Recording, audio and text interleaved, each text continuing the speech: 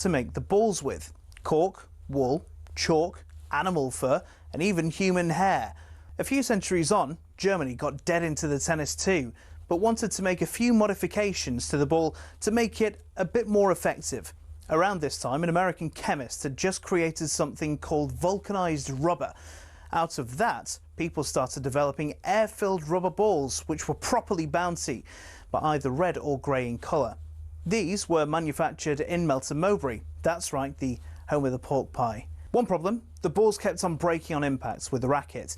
The call of new balls please seemingly coming over every other point. Step forward English lawyer and tennis enthusiast John Moyer Heathcote, who suggested balls be covered in flannel to stop them from degrading. And thus the modern-day tennis ball was born. But these were white or black, so how did they become yellow? Well, in 1967, the controller of BBC Two, one Sir David Attenborough, decided the corporation should show Wimbledon on colour TV.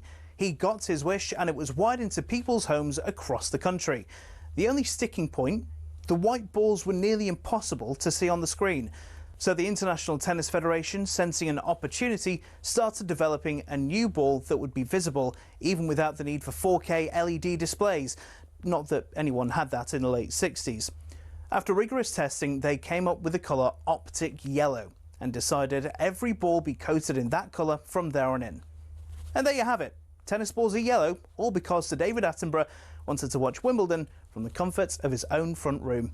You could say the ITF aced it.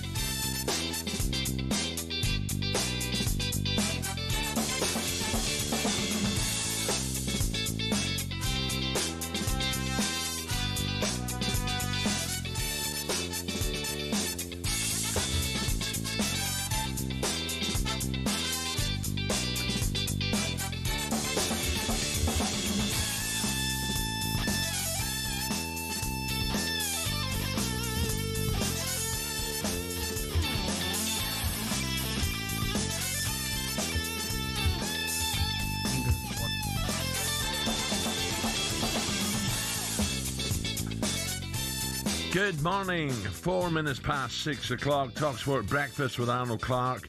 Get the UK's best used car deals guaranteed, and Sweaty Gabby's alongside me. What the hell happened? I know. I don't know where to start, mate. Well, O'Hara. Listen, O'Hara never played before, so he done okay for his first time, Al. But He's never played before. He's never played paddle before. But, Al, anyone who plays paddle will never, ever, after 30 minutes, complain about a bad back. He was stretching his back in the corner, Al. And we had to stop the game for like a minute because he had to stretch his back. I mean, that says everything, doesn't it, about his fitness, lack of fitness, which really affected him during the game. Yeah, he didn't have the cardio. Tell me Bentley was superb. Yeah, Bentley's very good, but Bentley plays every day. Bentley plays before work and after work. Bentley's in the league that he plays in London. Before and after. Sometimes before and after. So after he finishes at 7, he will play in London before he goes home. So he's an addict and very, very good. But I'm not as good as Bentley. And I had an off day, Al. I wasn't myself. I'll put my hands up, Al. Do you know what I mean? Happens to the best of us, mate. Do you know what I mean? Like, Gab, you were giving it large, right? I know, mate. But that's what you do, don't you? You give it the big one. and then you hope it comes off, but it didn't come off, Al. But you know what? We've got so much more to talk about than paddle, so I think we should move on, mate. No, we're not, because Nikhil Mahindra's coming up at just after 7:30. Nikhil, leave it out, mate. To see how poor you were. We're going to talk to Dan and Goff from England Fastball. The Ben Stokes has had to go back, and we're building up to the big fight, of course, at the weekend. talkSPORT breakfast. After giving Gabby and Jamie an absolute battering on the paddle, the Drive Boys discussed their... I do have to pay the... because I know what's coming here. The Drive Boys discussed their performance yesterday afternoon. No carry, nobody. We won it together. 2-0 as well. Didn't even win a set. You know, it's funny though, is it? You know, quite funny as well. Yeah. We kind of spoke about it, didn't we? Midway through the second set, and we went, we'll make it a little bit closer, so we'll start making a few mistakes. Oh, you didn't need to tell everyone that. Yeah, we'll make a few mistakes. Well, if the truth, I can tell people or not. Yeah. So management Max said, just put your foot on the brake a little bit. Yes. Just so it doesn't end quickly. And so I didn't want to do that. No. But you were a bit like, well... We got to 5-1, I said, you know what? Now we can... Now we'll kick back on again. Yeah. Oh, Gab, this sounds like a battering.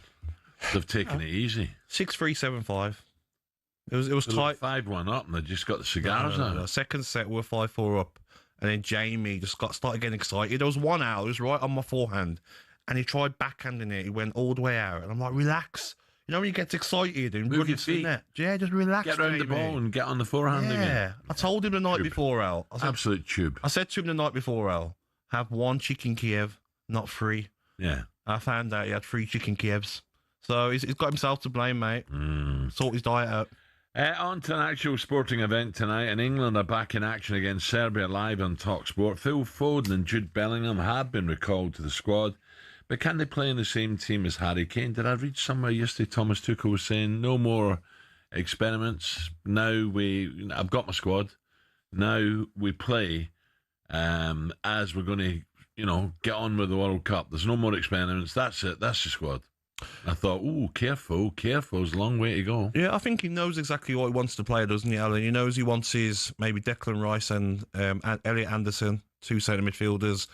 Rodgers as that 10 at the moment. Rashford off the left, Saka off the right, and Harry Kane down the middle. Defence, left back's an issue, isn't it? With Lewis Skelly not getting enough game time, not being called up. Nico O'Reilly will probably come in, or Jed Spence in the left back position, but I think going forward, he knows who he wants to play, but people are going on about Al, Foden, Kane, Bellingham can't play in the same team together. No, I don't like that. No, but Al, when you look at World Cups and Euros, and you look at some of the top teams, you look at the bench and the talent that they've got on the bench. You look at some of the Brazil teams, the Argentina teams, the Spains, the France.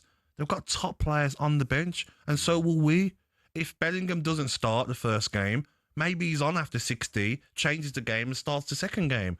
We're all getting too carried away of like, oh, we can't get Foden in the team or Palmer in the team. Maybe they'll be on the bench and then they'll come on and they'll play further down in the tournament. Well, here's what the Three Lions boss Thomas Tuchel told talkSPORT yesterday. Have a listen. At the moment, if we keep the structure, they cannot play. They can, but not in the structure and not for the balance that we developed, and not for the structure that comes also with wingers who are like specialists in their positions. We play at the moment with a 6, 8, a 10 and a 9. There's a lot of concurrence, especially in the number 10 position. If you think about Phil, who could play there, if you think about Jude, you think about Morgan Rogers, who played fantastic for us in this position. You have a Cole Palmer, you have Morgan Gibbs White. So there's a lot of players, and there is the chance that we will not take everyone, simply to not because we don't like it, not because they don't individually deserve it, but we will always do what's best for the team. We will always do what's best for winning. We will always do what's best for a balance, and we will try to keep the clarity, even if it means that we have to take tough decisions. We take tough decisions in any camp, and this will not change when we go to a tournament. It's an interesting one. So what is he really saying? Look into this here. Yes. Is he saying that Harry's not a certainty to start? No. What he means, Al, is Harry Kane will start. He will play Gordon or Rashford off that left-hand side. His Saka's guaranteed off that right-hand side. Madueke will probably be in the squad as backup. What he's saying is he's going to play natural wingers. He's going to play striker. He's going to play 2 centre midfielders, which could be Declan Rice and Anderson, and then there's one space in that team for a number 10. So it's Foden, Rodgers, Bellingham, Gibbs-White, even an Eze who can play in there. So why would he mention Palmer. Kane then? He said Kane, Bellingham, Foden can't play in the same side. So basically he's saying Kane, Bellingham and Foden, only Foden. What he means really, he shouldn't have mentioned Kane. What he means is... talking about. Yeah, what he means is Bellingham and Foden can't play in the same side because both of them would play as a 10. And there's only space for one. We're going back to the era, right? We're going back to the era of, excuse me, of Lampard, Gerrard, Scholes. Yeah. And before that, Robson, Hoddles, Ray Wilkins. Yes. But Al, it just... Why? Why can't they play? No, but why would you when you've got Saka, who's a natural winger, you've got Rashford or Gordon on your opposite side? I understand what he's saying. He's basically saying whoever between now and the end of the season has the best... Gabby, on that left-hand side, Saka, yeah. On the left-hand side, I'm still not sure who should play there. Yeah, but if you've got Rashford in form, if you've got... Is he in form? He's doing quite well. He's doing quite well at Barcelona. Doing well, but I don't think it just recently. I don't think he. Yeah, last couple of games, but he has done well for Barcelona.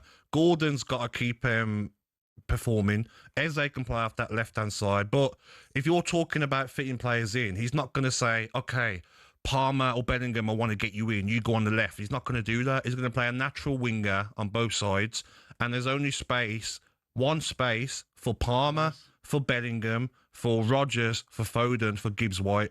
Whoever between now and the end of the season probably has the best last 30 games of the season plays. But if you look at recent England squads and who will play tonight, probably Morgan Rodgers, you would say it's Morgan Rodgers' position to lose at the moment.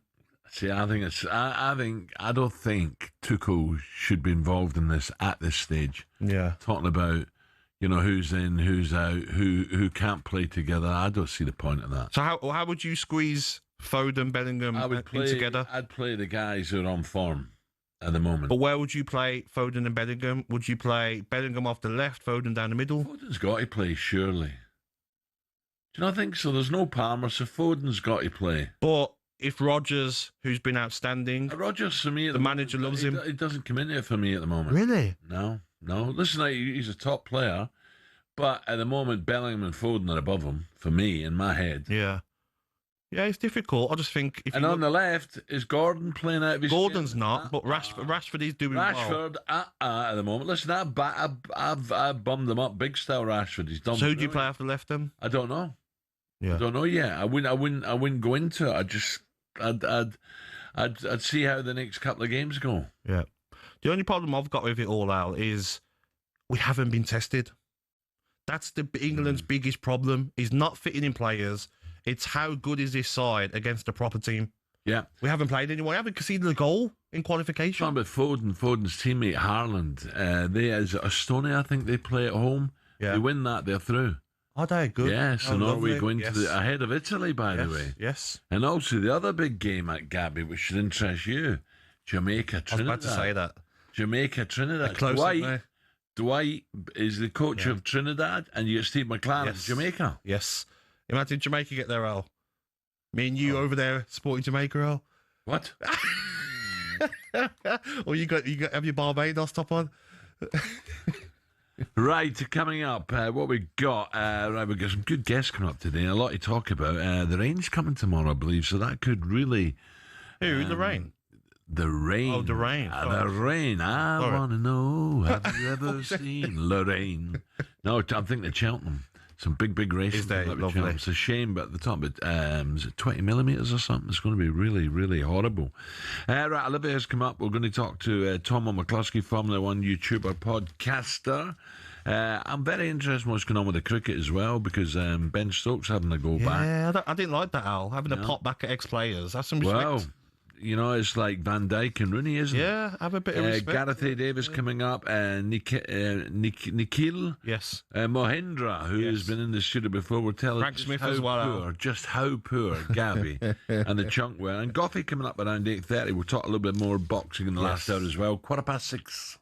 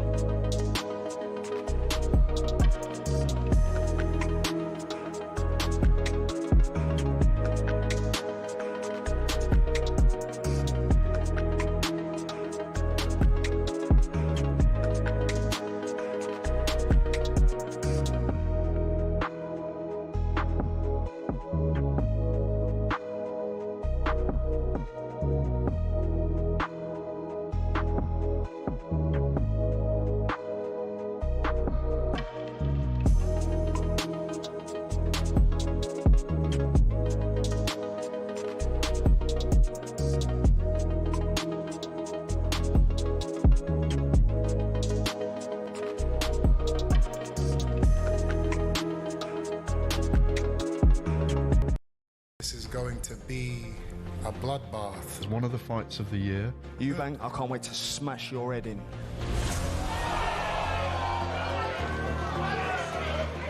That's why he didn't beat me, and that's why he shall not beat me in November.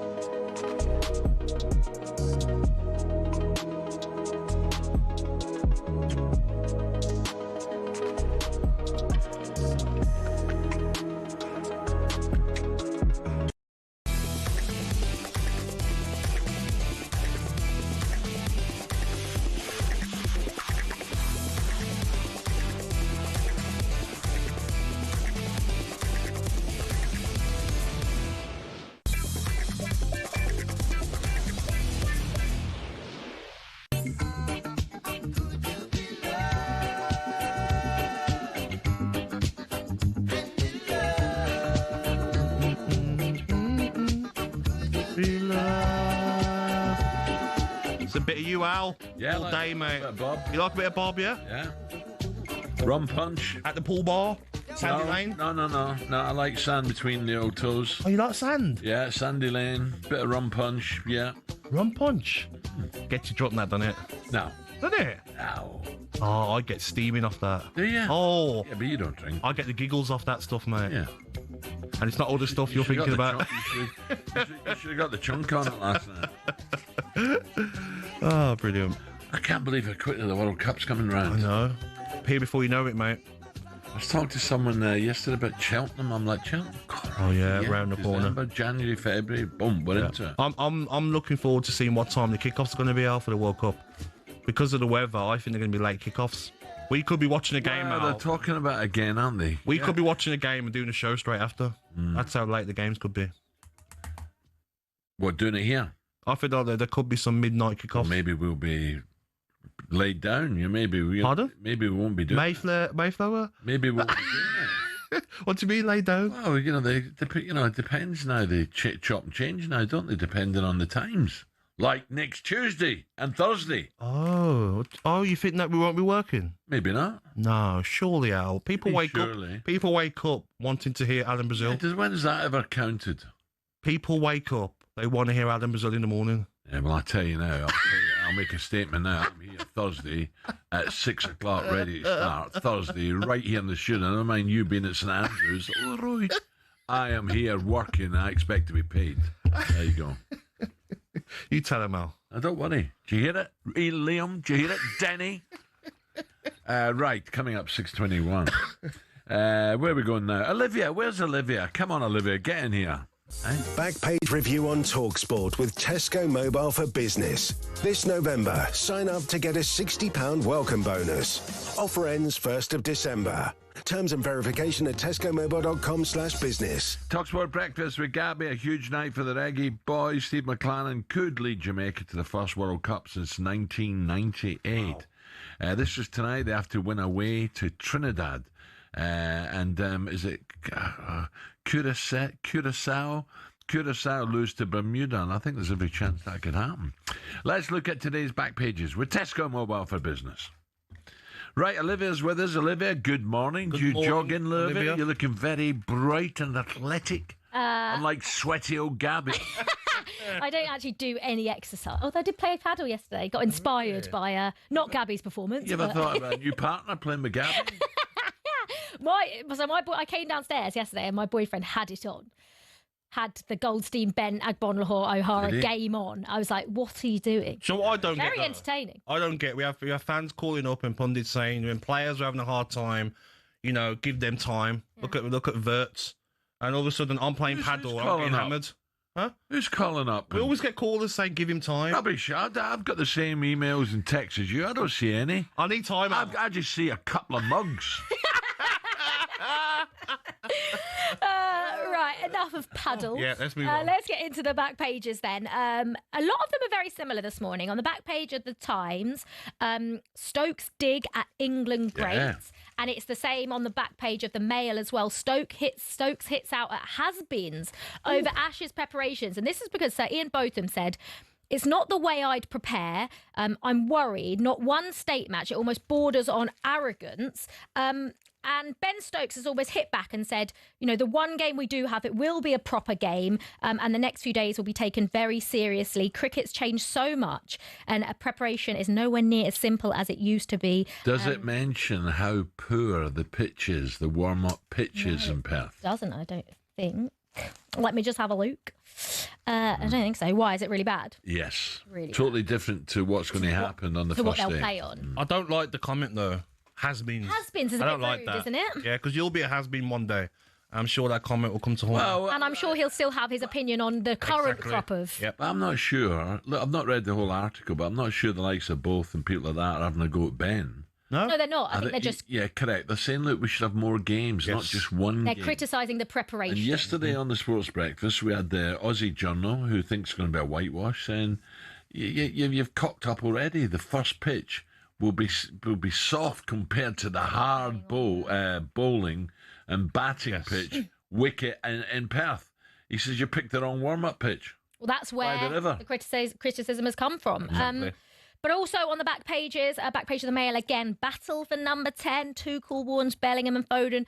Only one can play. We've spoken about that. He said, not for the balance that we've developed or for the structure, and he will not play players out of position. And I think that's I knew when Thomas Tuchel came in, that was exactly what he was going to do, because I think that's maybe one difference between Southgate and Tuchel is that Tuchel will not. Did you see in the Euros, Southgate was playing Foden on the left and he wasn't working. He was doing game after game. Like saying to Alan I think he's basically saying there's one space for Rodgers, Bellingham, Foden, Palmer, Gibbs, White. Yeah, agreed. At number 10, one of yours. But that's how it should be. I like that. Yeah, I like that. But do you not think he's clever enough to... Don't state that. Just say, no, I've got a rich talent here. We've got a few more games. We've got a lot of months before the World Cup. In my mind, I've got a few different combinations. You can bat that off, can't you? You've got players waking up this morning going into training and say, "God, you don't fancy me." No, but it's not that he doesn't fancy you. He's just saying that, I want to play players in their best position. And it's the same for Cole Palmer. I think Jude Bellingham can play in the 8 in some of the other games. Yes. So I think there may be 2 spots available. But like we say, in the big games against the France, the biggest teams in the competition, you want to play a 10 in a 10 and maybe 2, an 8, another 8. And I think as well, it's going to come to when the squad's named, then Eze, Palmer, Foden, not all 3 of them are going to go. I really don't think so. There's not space for all 3 of them. Well, I think he's opened a can of worms, mate. There's no point. He didn't need to do this. I like how emotional Alan gets about it. He loves England. I mean, I love Tuchel, so whatever Tuchel says goes. On the back page of The Sun, it's 3 Lions, 2 spots, very similar, saying they can't play in the same 11. But also... AJ versus Paul for £100 million.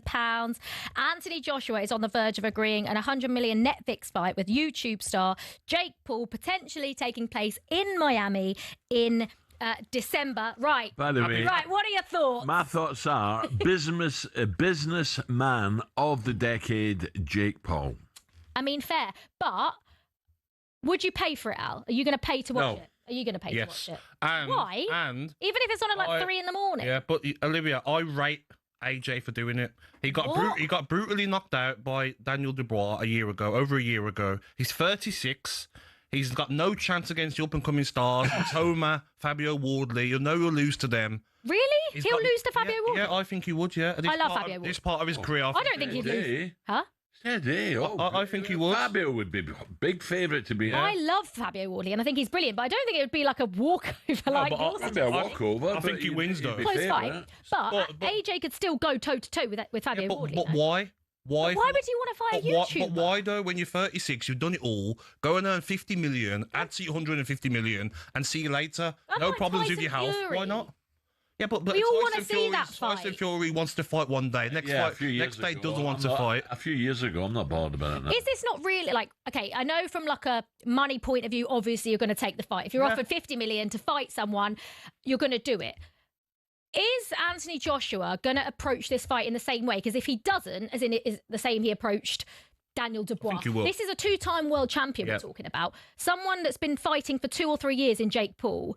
I think it's really dangerous, and I know people don't care. Dangerous for Jake Paul? Yeah, if Anthony Joshua takes it seriously...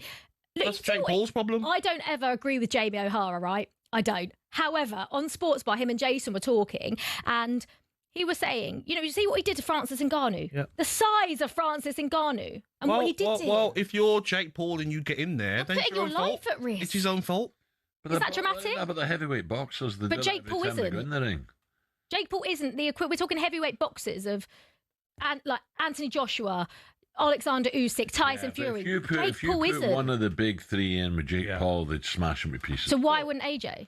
Because he's past it. But he's still the levels of where AJ is right now, even though he's past it, maybe at the highest level of boxing, compared to where Jake Paul is right now at his top level of boxing. But what's in AJ's mind? Money. Exactly. Yeah. Do you blame him? No, I don't. I don't blame him at all. The example I've got is... No, I agree with you, but when you're talking about level of opponent and danger, what's in AJ's mind? 50 million, I love that. Exactly. He doesn't. I understand AJ not caring. Will he train as hard? This is what I mean. think he will. I don't think he will. I think he will. But my example is, no one's hammering Ronaldo for going to Saudi Arabia to play against easier opposition. He's not going to kill someone. No, but I'm just saying. No, forget about that. I'm saying about. But that's not the point. I'm saying about the fight.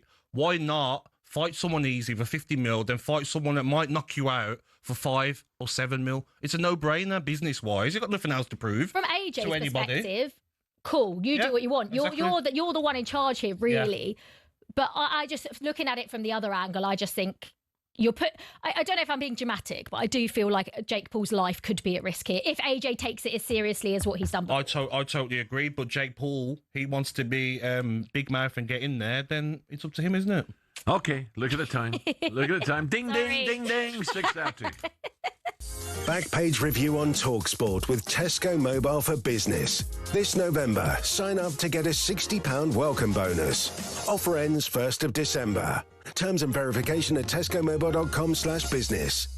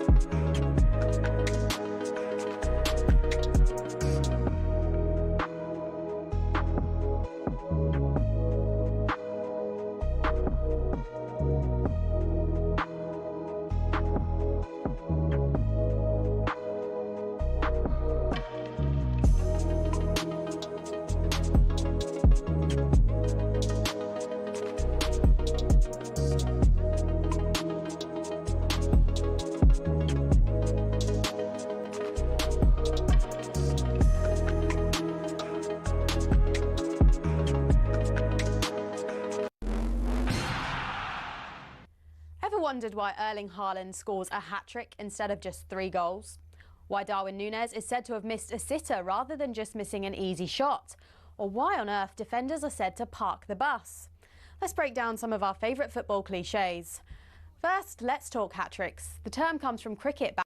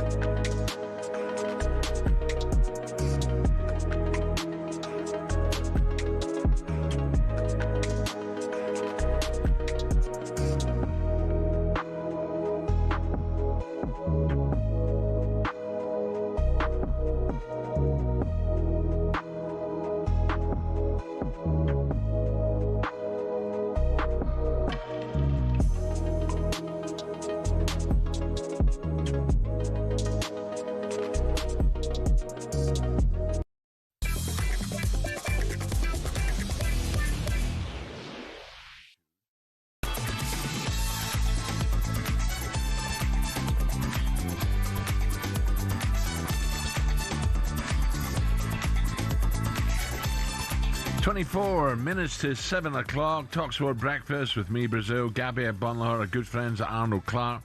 Get £750 off any used electric car or home charger.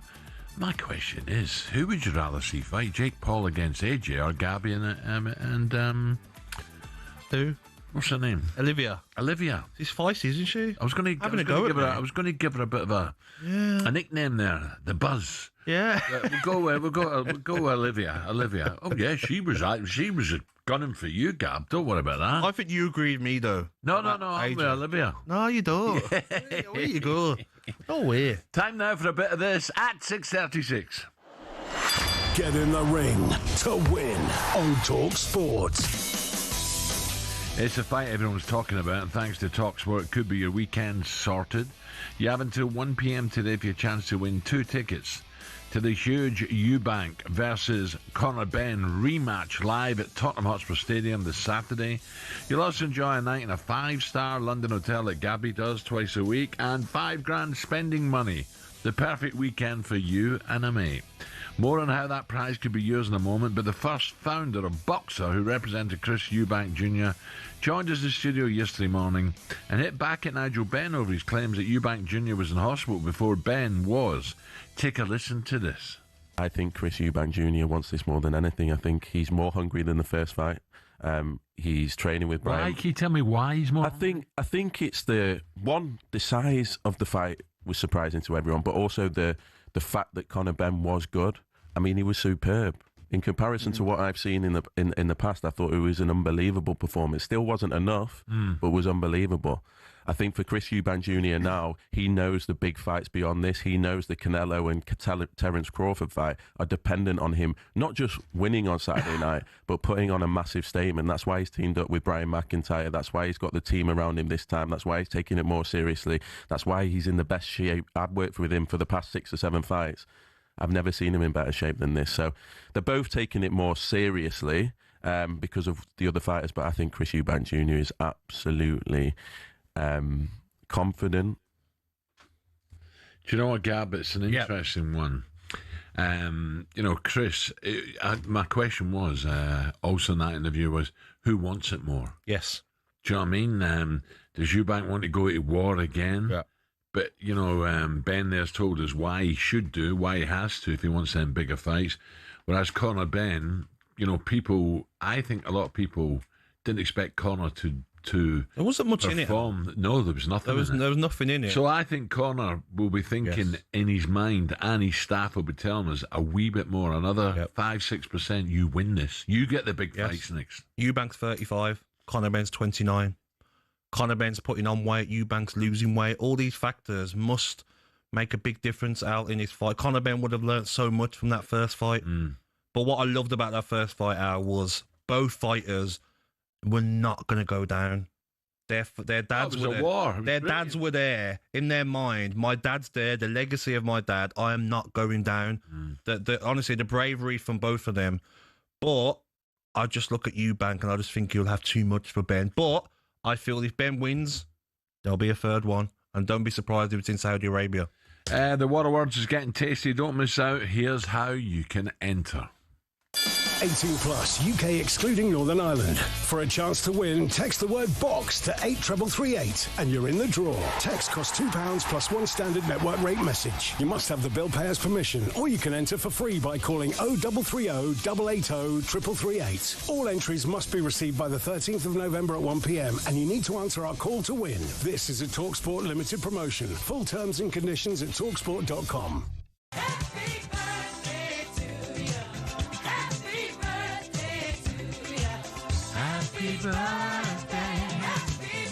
Gerald Butler, the actor, big Celtic supporter, birthday this morning. What an actor. Yeah. Is that the guy of 300? Had it? Yes. And law-abiding citizen? Oh, he's done loads. That film was unbelievable, wasn't it? That's right. It's a very happy 26th birthday. That's not Gerard.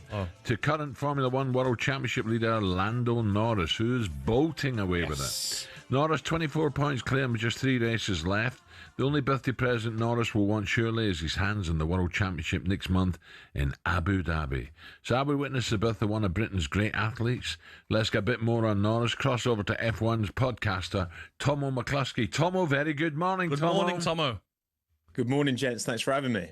Tomo, wow, he's been brilliant, hasn't he? He has been absolutely stunning, Norris. I must admit, the last race I watched, and I suddenly thought, ooh, Max has got a new engine, I believe. And suddenly I thought, Max is back, but it's probably 3 races ago. He can't catch him, can he? It feels like too big a gap now for Max to close up. Max said it himself. He needed everything to be perfect in this kind of run-in relative to Lando. Piastri's form has wobbled. I'm sure we'll talk about that a bit more. But yes, Max has made this title fight interesting. But now Lando's driving he's like a man on a mission, and he's definitely worked on some things that were holding him back earlier in the year. He said it himself, he probably cared a bit too much about the noise. I think the noise around it got to him and was affecting his performances. But right now it feels like I've never been so confident looking at Lando Norris in his 7th year in he's F1 making that he's going to do it. He's making pole and he's getting off the grid and he's just gone. Bang, see you later, catch me. Exactly. And like race starts before have been a bit of Achilles heel for him, but he seems to have worked on that. He seems to have improved those things. And again, 7th year in F1, you would hope so. And it feels like I think he's ready to get it done. I think as well, Piastri looked like he was going to win it, wasn't he? He was cruising, he was getting the better of Lando Norris. But something about Lando Norris, even at the start of the year, was that he was fuming, wasn't he, when he was told, oh, let Piastri overtake you. There was something about Norris that said, no, this is my year. I need to win this. I can't let my teammate outdo me. Yeah, and that's always the unique challenge, I guess. You don't see that in many sports where you can have that inter-team battle for what is the championship that everyone pays attention to, right? They've won the constructors, have McLaren, but yeah, them two have been... there's been contentious decisions on both sides as well. Some people have accused McLaren of favouring Lando. Some people have accused McLaren of favouring Oscar. And at the end of the day, it's consistency that pays out. And as much as Oscar started the season much, much stronger, he's hit a real dip in form. Yes. And is Lando it his driving or is it the car that's letting him down? Yeah, perhaps. I think yeah, it's such fine margins at this top end, and they've both got the same hardware underneath them. They've both got plenty of experience in this ground effect McLaren. And yeah, I think Lando's experience is paying dividends now. Tom, would you say, because I'm looking at the time, just give me a couple of lines on Ferrari. It's been hugely disappointing, Ferrari, especially Lewis, but it's not been good, has it? It's been a disaster season. It's been a difficult first year for Lewis. However, what I would say is that this year was always going to be a transitional year for Lewis at Ferrari. 2026 is where this is going to be judged whether it's been a success or not. And fingers crossed it's much better next year for Ferrari. Tomo, need to focus on driving and talk less. Ferrari chairman's words. I mean, me and Alan played football. If our manager spoke like that, we would not be happy. How do you think Lewis Hamilton and Leclerc will take those comments? Yeah, look, I think this is reeks of old-fashioned Ferrari, top tier management kind of interfering and not just leaving the team to it. You know, when Ferrari were most successful in the Michael Schumacher era, they had John Todd and Ross Brawn kind of almost keeping that noise away from the team, not just the drivers, but all the mechanics, all of the engineers as well. So it doesn't help. You need to just leave your team to it and trust them. And I think Elkan might regret those words in time. Yeah, we'll see. Tom, brilliant. Top man, Tom. Thank you. Thank you, Tom McCluskey, F1 YouTuber and podcaster. Right, still to come on breakfast, 6:44. Superstar Breakfast preview on talkSPORT with Travis Perkins. Download the new improved app to easily manage your accounts and quotes. Interesting, this morning, Gabby says one of Palmer, Foden and Bellingham won't go to the World Cup. This is, of course, yesterday Thomas Tuchel's interview with talkSPORT. So who misses out here? Palmer, Foden and Bellingham? I find it hard to believe any one of them can miss out. We'll discuss that with you more later. And if you want to have your say, 03717 223344. We're getting stuck into Gabby after his embarrassing paddle defeat. Well, I was going to say team dry, but Benty beat them both yesterday. Once again, letting down breakfast. And there we have it. Andy Goldstein and Darren Bent embrace. They have beaten Jamie O'Hara and Gabby Agbonlahor by 2 sets to love. Straight sets, easy street. Superstar Breakfast preview on talkSPORT with Travis Perkins. Get free next day track delivery. Head to travisperkins.co.uk or download the app.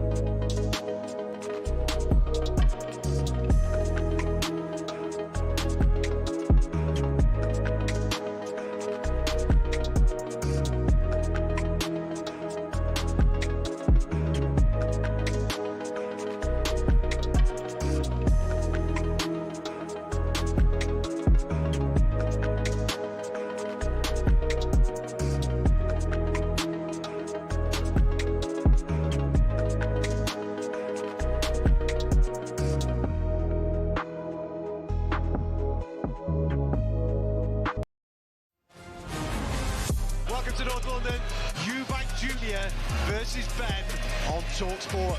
Let's get ready to rumble! This is insane! Never seen anything like this! The winner by unanimous decision, Chris Eubank!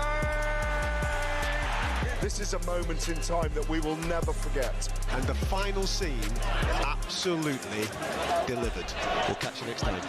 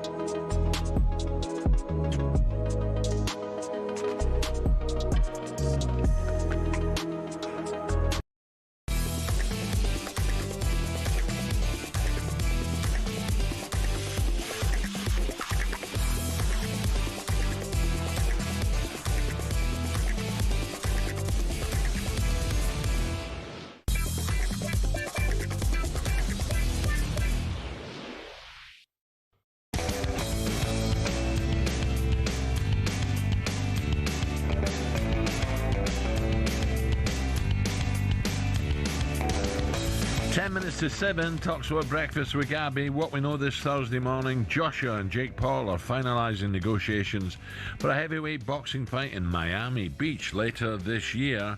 The news coming just days after Joshua's promoter Eddie Hearn hinted a potential bout against Paul and spoke of the British star's need for a run-out fight. Eddie Hearn, will be in alongside Simon. Will be in the studio alongside Simon Jordan from 10 a.m. We have Eddie's right-hand man Frank Smith with us at 9:30. And Cardiff Principality Stadium has been selected to officially open Euro 28, while Wembley will play host to the semi-finals and a final which has been handed a new 5 o'clock kick-off time by UEFA. And with Ollie Watkins struggling in front of goal and missing out in his latest England squad, former Premier League boss Alan Pardew thinks it's maybe time for him to leave Villa Park. I worry for Ollie because I think Ollie needs to move in January. Do you? Yeah, I do. I think it might be good for Villa and I think it might be good for him as well. When I look at what happened to him when they got to PSG in the quarterfinal, whatever it was, the biggest night at Aston Villa for many a year, and he didn't get picked, and Rashford played, who was on loan. I said at the time, I don't know if that bridge could ever be brought back together with him and the manager. It seems to me like that was water that went under the bridge there. And Watkins is playing. He's a professional. He's going to go out there and doing it. But I don't know if his love for the manager and the team at the moment is there. There you go, Alan Pardew and Villa. By the way, Gab, not going into detail, but did you do the Maccabi game? No, I didn't go. No, I was watching on telly. I thought, ooh. I was poorly last week. Oh, yeah, of course you were. Shows, yeah. Anyway, right, should Watkins leave Villa on January? Just a quickie. I have no comment on that. I don't want to go into Olivia's time because she'll shout at me again. So can we she won't. Yeah, can we get... All right, Ed, let's have a song for Olivia. It's coming home, it's coming home, football's coming home, it's coming home, it's coming. The wrong song, though. Not the song. No, we want to get Rocky on. Yeah, no, I heard. Honestly, Ed, one job. Oh. It's incredible, isn't it, Al? One job, mate. I wouldn't mind, but he doesn't even drink. Imagine him being a DJ, Al. He drinks black tea. What's happening? Was I a little bit feisty last night? Yeah. Oh, what? I've just had a text and email. Your boyfriend goes to bed with a head guard and a gum shield in. He sleeps downstairs. My missus is feisty. I don't expect it to be bullied at home and at work. Was I bullying you at work? No, you're very feisty. We like it, though. We love it. I am a bit feisty. We love it. Chelsea fans for you. Yeah, exactly. Right, what we got? Well, you obviously just heard the banger that was just played because the Euro 2028 schedule has been announced. I'll just read it to you. So the tournament will kick off in Cardiff if Wales qualify, because UEFA has altered its protocols, which means that the 4 host nations usually get automatic qualification. Yes. But you don't this time around. However, the nations will be in separate qualifying groups with 2 spots allocated to the highest ranked of those who don't make it. So really, 2 of the 4 will 100% be in. Yeah. But it's likely that probably all 4 will go. Because if 2 teams qualify through the football, the other 2 will get in anyway. Okay. So obviously the semi-finals and the final are at Wembley. But England's first game will be played at the Etihad. Oh. Yeah. What are your thoughts? Etihad. So I mean... Oh, no, the Etihad. But for England's first game at a Euros? Nah. I think it should be Wembley. Yeah. Spurs Stadium second, but Wembley, I agree. Not the Etihad. No. You're not having that, Al? Nah. I don't mind. Why? It'd be full, be a good atmosphere. Yeah, but it'll be full everywhere, but that's not... Yeah. I also just think that, obviously, like, Wales are going to play all of their group games if they get through in Cardiff. Yeah. Scotland are going to play all of theirs in Glasgow. Yes. And Republic of Ireland, again, in Dublin. So then it's like, why aren't England playing all of their group games at Wembley? Have you got a problem with the North, Olivia? No, I don't care. Can't the games be played in the North sometimes? I mean, they can, but my point is it's England's home ground. I agree. So why are all of England's group games well, not being played in the at final. Wembley? Yeah, as well. Isn't there 4 games at Villa Park? So I can read you out. So Wembley's 8 games, Cardiff 6 games, Spurs is 5 games, Etihad is 5, Hill Dickinson is 5, St James's Park is 5, Villa Park's 4, in Glasgow and Dublin 6 and 7. So, but if there was one ground to kick off Euro 2028 for England, and it wasn't Wembley, like Hill Dickinson. Spurs Stadium, you'd say, wouldn't you? Oof. Wouldn't you go for the biggest stadium, attendance-wise? Yeah, I don't know how. Stadium's brilliant, but it's hard to get in and out. Oh, it's terrible, mate. It's hard for boxing as well. Yeah, it's terrible. It's hard for everything. That, But I agree, though. It's a difficult place to get to, but once you're in, it's brilliant. Yeah. I do feel like the excitement and the size of Wembley should be, but they make the decisions, don't they? But I'm not sure about the Etihad. That is. Yeah, I wonder why. I mean, why do you think that they've chosen the Etihad? I think they're just trying to get it around the country a little bit. Give Manchester's a big city. What about St James's Park? That'd have been unreal for the first thing. Yeah. If you'd have asked me one ground, if it can't be Wembley, to host England's first game at the Euros, St James's Park would definitely. Who's got the biggest crowd, St James's or Villa Park? St James's. Yeah, I think so. I think the job. Yeah, it is. Villa's isn't as big as you think. I think it's 42,000. Oh, they're extending 8,000. That's not good. 42. No, it's not. But then what's the Etihad? At least 50. Etihad to be over 50. Have a look. Yeah, Etihad to be over 50. And then is there not a new part to the Etihad behind the goal? Yes, that they're. Are they doing that for? When is that being done? They're doing it now, but it's not open yet. But what? Do you know what a lot of fans moan about though is that these qualifiers, people can't moan about Wembley not being sold out because back in the day when I was a kid, you had games at Villa Park, you had games at Ellen Road, you had games at St James's Park. That's what fans want. Have the games, the qualifiers, spread around the country. And do you know what fans want as well, Gabby? They want the councils, whether it be London, whether it be... they want the trains running in time, not rushing for the last train. You got to leave 5 minutes before all Make that later nonsense. trains. It's got to be organised now that punters can get value for money and get home at a decent time. Yes. Let's play a game of higher or lower. Which stadium has a higher capacity? St James's Park or the Etihad? I'm going to say Etihad. Yeah, I'd say Etihad just, and it will be when they complete it. No, it is now, and I was quite surprised at that. I was thinking St James's Park. I don't know why. It's got a couple of small stands, hasn't it? Especially one small stand, St James's Park, opposite the dugout. That stand's quite small. Is that the Lee Stand? Yeah, I think so. Yeah. What about Stamford Bridge? I couldn't hear Stamford Bridge in any of those stadiums. Should be there, but it's not my choice. What's the attendance? 30. 30. Shut up, Gabby. Why is it not in it, Olivia? I think they should bring back Speedway there. These two. What's up? Is Stamford Bridge should be there. Yeah. Why is it not? I don't make the decisions. Well, the reason why is because of planning. That's why. What do you mean planning? You got the cemetery end there, haven't you? If I remember right, I've not been to the bridge for a while. The cemetery end. Yeah, there's not Stamford Bridge at one end. There was a big cemetery, wasn't there? Oh, maybe, but I don't think there is any more. Is there? You wasn't born then. Yeah. Olivia, when it was there. Well, they moved a few people, have they? Not that boring, the football. Where is there a cemetery? 2 minutes to 7.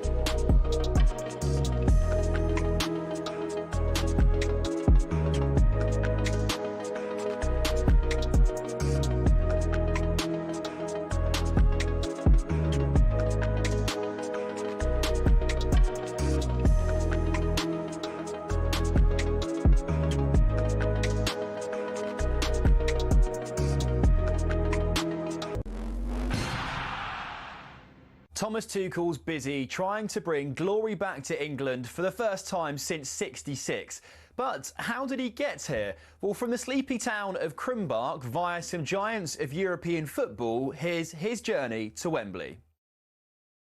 Sitting around 60 miles west of Munich, Krumbach's population is less than 14,000 people. But Tuchel's friends there remember a boy whose ambitions lay far beyond the Bavarian community. His will to win was evident early. Tuchel often captained his youth football teams, and his school side lifted the national German football trophy in 1987. The sport took the young defender on a whistle-stop tour of South Germany, from Augsburg to Stuttgart and then Ulm. A knee injury ended his playing career at the age of 25, though. Tuchel accepted his first coaching role in the Stuttgart youth setup in 2000, hired by none other than Ralf Rangnick. Under Tuchel's stewardship, the club's under-19s won their league title in 2005. But Stuttgart chose not to renew his contract, feeling Tuchel had an abrasive personality. He went on to manage Augsburg's second team before spending 5 years at the helm at Mainz. He then followed in Jurgen Klopp's footsteps and moved from Mainz to Dortmund.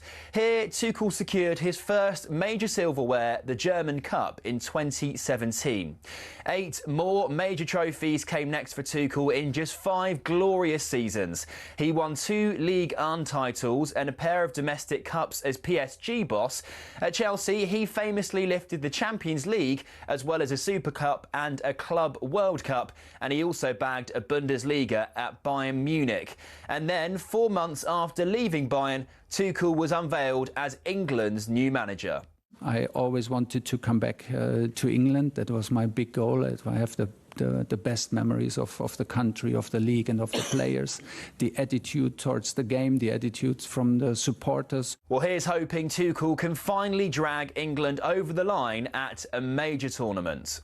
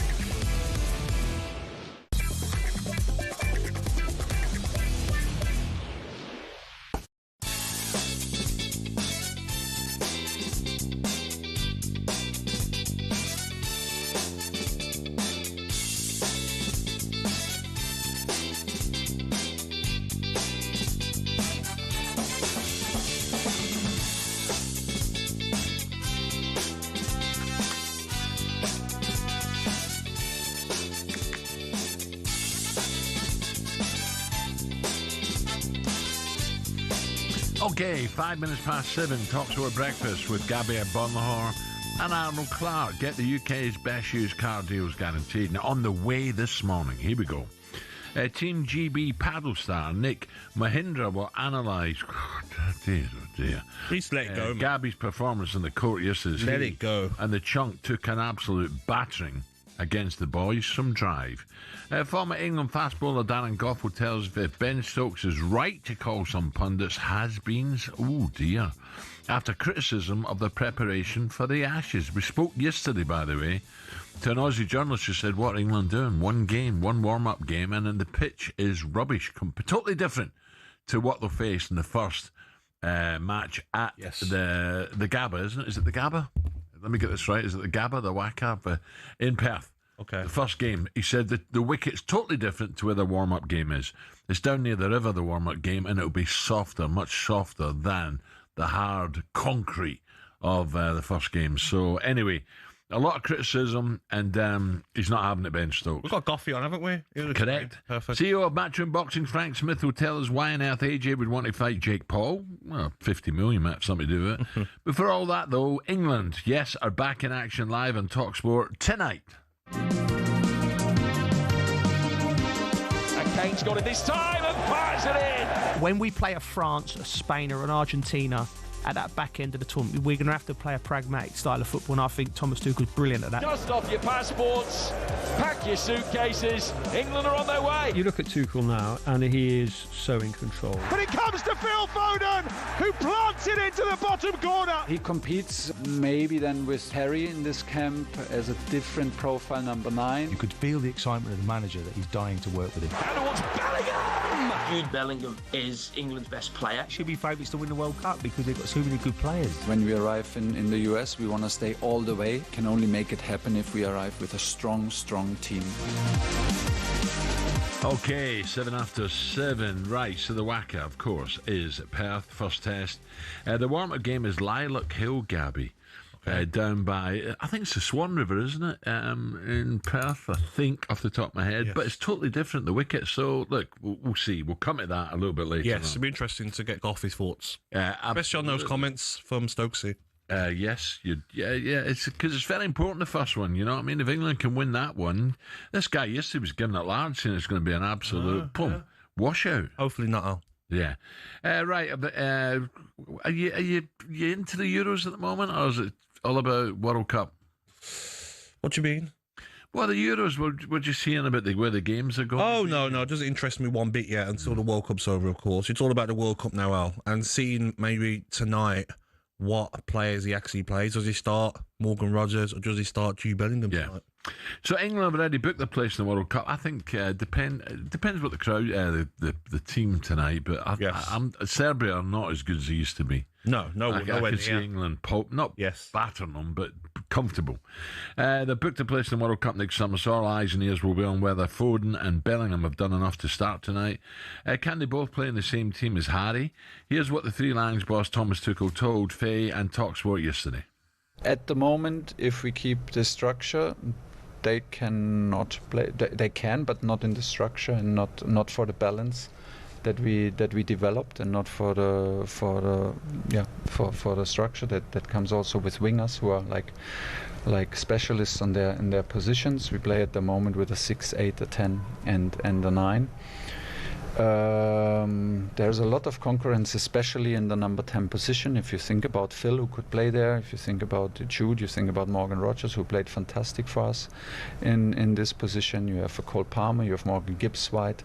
So there's a lot of players, and there is the chance that we will not take everyone, simply to not because we don't like it, not because they don't individually deserve it, but we will always do what's best for the team. We will always do what's best for winning. We will always do what's best for a balance, and we will try to keep the clarity, even if it means that we have to take tough decisions. We take tough decisions in any camp, and this will not change when we go to a tournament. Thomas Tuchel speaking to talkSPORT's England correspondent Faye Carruthers yesterday. Faye joins us now. Faye, good morning. Good morning, Faye. Morning, Al. Morning, Gabby. Very interesting, Faye. Try to get my head round all this. He's very, very honest, very straight, but has he upset one or two people, do you think? Did one or two players saying, oh, does he rate me? I don't know. What would you rather have as a player? I mean, you two have both played the game. Would you rather have a manager that was clear on their message and what they wanted from you and where they saw you competing, or would you prefer to feel a little bit paranoid, have a question in your head about where you fit in? I think Faye's gone into it too much this early. I think he's got people thinking, what, am I not going? I might not even get there, never mind play. I don't think he had to do that. But I see it as, Faye, if I'm Rogers, Bellingham, Foden, Gibbs-White, Palmer, at least I know now. I've got to be at it now. When I'm back playing for my club, football club, I've got to be at it till the Euros. I mean, till the World Cup starts. Do you feel that, though, Gab? Yeah. If you cross that line at Villa Park, You want to be at it every home game. Not of course, but you're looking at other players now and like, oh, he scored. That's what they'll be thinking. Oh, Rodgers has done well again. Bellingham scored for Real Madrid. Oh, it's going to be harder to get in that position. It's a wake-up time for a lot of players, I think, Faye. I agree with you completely. I think, it's human nature that levels can drop off during a season. There's not that many players that are consistent across the season because, stuff happens behind the scenes, on the pitch, off the pitch, whatever is going on. He's talked right from the beginning about competition and that the competition starts now in these autumn camps, and he's ramped it right up. He's made the squad selection a lower number. He's picked a lower number each time. He's told the players which positions they're directly competing in, so that when he gets them on the training pitch, they know. And they know that they have to bring their levels in training, and then they have to bring their levels in whichever league it is that they're playing in. Can he do that privately, though? Can't he pull them aside and talk to them privately without saying to... Because every time now a reporter speaks to one of the players, are you worried you won't be going? That's going to come up now. He didn't need to... I don't think he needed to come out publicly with what he said about they can't play together, I can't take them all. I think he's got to go down the side of I've got a rich abundance of talent here. I've just got to get the balance right. I think that's easier than pick on certain individuals. I know exactly what you mean, Al. However, it's pretty obvious he can't take 5 number 10s. So why not say it? Because we can all work that out additionally. So I think what he's doing is just being clear and communicating his thoughts. He also, interestingly, we're all kind of attributing it that, they can't all go to the World Cup, but he actually said in the press conference he's not even thinking ahead to the World Cup because so much can change going into it. Injuries, form, all kinds of different things. So what he wants to see is application right now. How are players going to take this? How are they going to behave? How are they going to... And take your chance tonight. Do you know, if Foden gets on the pitch, if Bellingham gets on the pitch, take your chance tonight. Any chance you get in an England shirt, take it. But I wanted to go to defence. Attack, there's obviously big discussions. But defensively, no Lewis Skelly. Is this a big night for Nico O'Reilly? Because that left back spot is up for grabs, isn't it? Yeah, it is, which seems odd to say because in September we were all, and back in June actually, we were all convinced that Miles Lewis Skelly was England's left back for the future. And again, that backs up in many ways Thomas Tuchel's point. Players can have different form and not be played and not get regular minutes, and that unfortunately is what's happening to Miles Lewis Skelly. And it's not because he's brilliant, it's because there's somebody at Arsenal ahead of him in that position. So yes, it's definitely an opportunity for Nico O'Reilly, who's been given a run of games by Pep Guardiola and is seizing his opportunity. And there are lots of youngsters coming into this side now that are seizing their opportunity. So yeah, big night for him. We'll have to take Salah out his pocket, won't he, as well, when he's turned up, won't he? He had him in his pocket all game. I like O'Reilly. I really do. Big, strong. But did he not go down injured, holding, clutching his... And then we'll come back on. Yeah. Played on. He's all right. He's okay. Yep. No, he's trained. He trained yesterday. He's good. But look, it's a nice problem to have. Some of the, that squad that we spoke earlier, for the talent he's got in there. It'd be really, really interesting how he fits the 100%. Pieces in the jigsaw. Can I ask you one more, Faye? There's only Harry Kane as your natural striker. Obviously, Ollie Watkins hasn't been in form. He's missed out. Delap's coming back from injury. Solanke's not available with injury. But it's not a good sign if you're born in England and you're a centre forward, is it? If Harry Kane's the only one that's been picked. I think it's just the change in the position. You know what it's like. We get trends, don't we? And I think it's one of the trends in football at the moment. And I think, again, he's selected players in this squad that can play that position. And he essentially was saying Jude Bellingham can play as a 9, Foden can play. He said it more as a 9.5. Rashford, Bowen, Gordon before he pulled out of the squad has played there as well. So there are other players that can play in the system that Thomas Tuchel is mentioning and can be, backup. It doesn't have to be that a player is, we're so rigid a lot of the time in the way we talk about football, and that somebody is, just that kind of player and that's all they can do. But actually across the front line, there's plenty of players that can play centrally, and that's where he sees Phil Foden at the moment and Jude. Very interesting. Really is. Thank you, Faye. Thank you, Faye. Appreciate it. Take care. Speaking to Faye yesterday. You think, very briefly, Gab, you think of some of the great strikers England have had in the past. You've got Harry here, and that's it. If he gets injured, England got... That's my point, Al. If you go into a World Cup, surely you've got to take more than one striker. I'm sorry. I know other players can play there. Who is a world-class striker? I think Watkins will come good. Scored 1 Premier League goal so far in 11, but I think he will come good second half of the season. But it gives a chance to Delap. England are short. But Al, it gives Delap a chance now to say, come on then, let's go. Yeah. Because he's got the talent, Delap. He's a good player. Play in a World Cup. Well, you're playing for Chelsea Football Club. Surely you should be looking at getting into England squad. Oh, just think back to the great strikers England had. Shearer, Lineker, Rooney, Owen, all them, yeah. Gabby, Fowler, Gabby. No. Carlton Cole, Darren Bent. 17 after 7. Dreamer.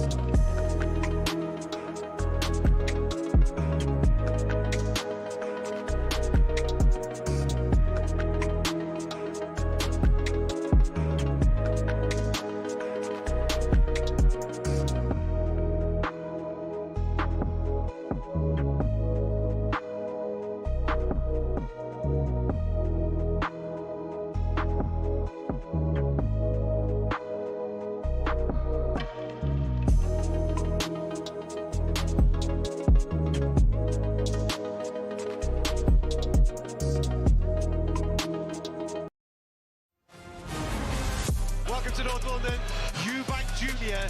versus Ben on talkSPORT. Let's get ready to rumble! This is insane! Never seen anything like this!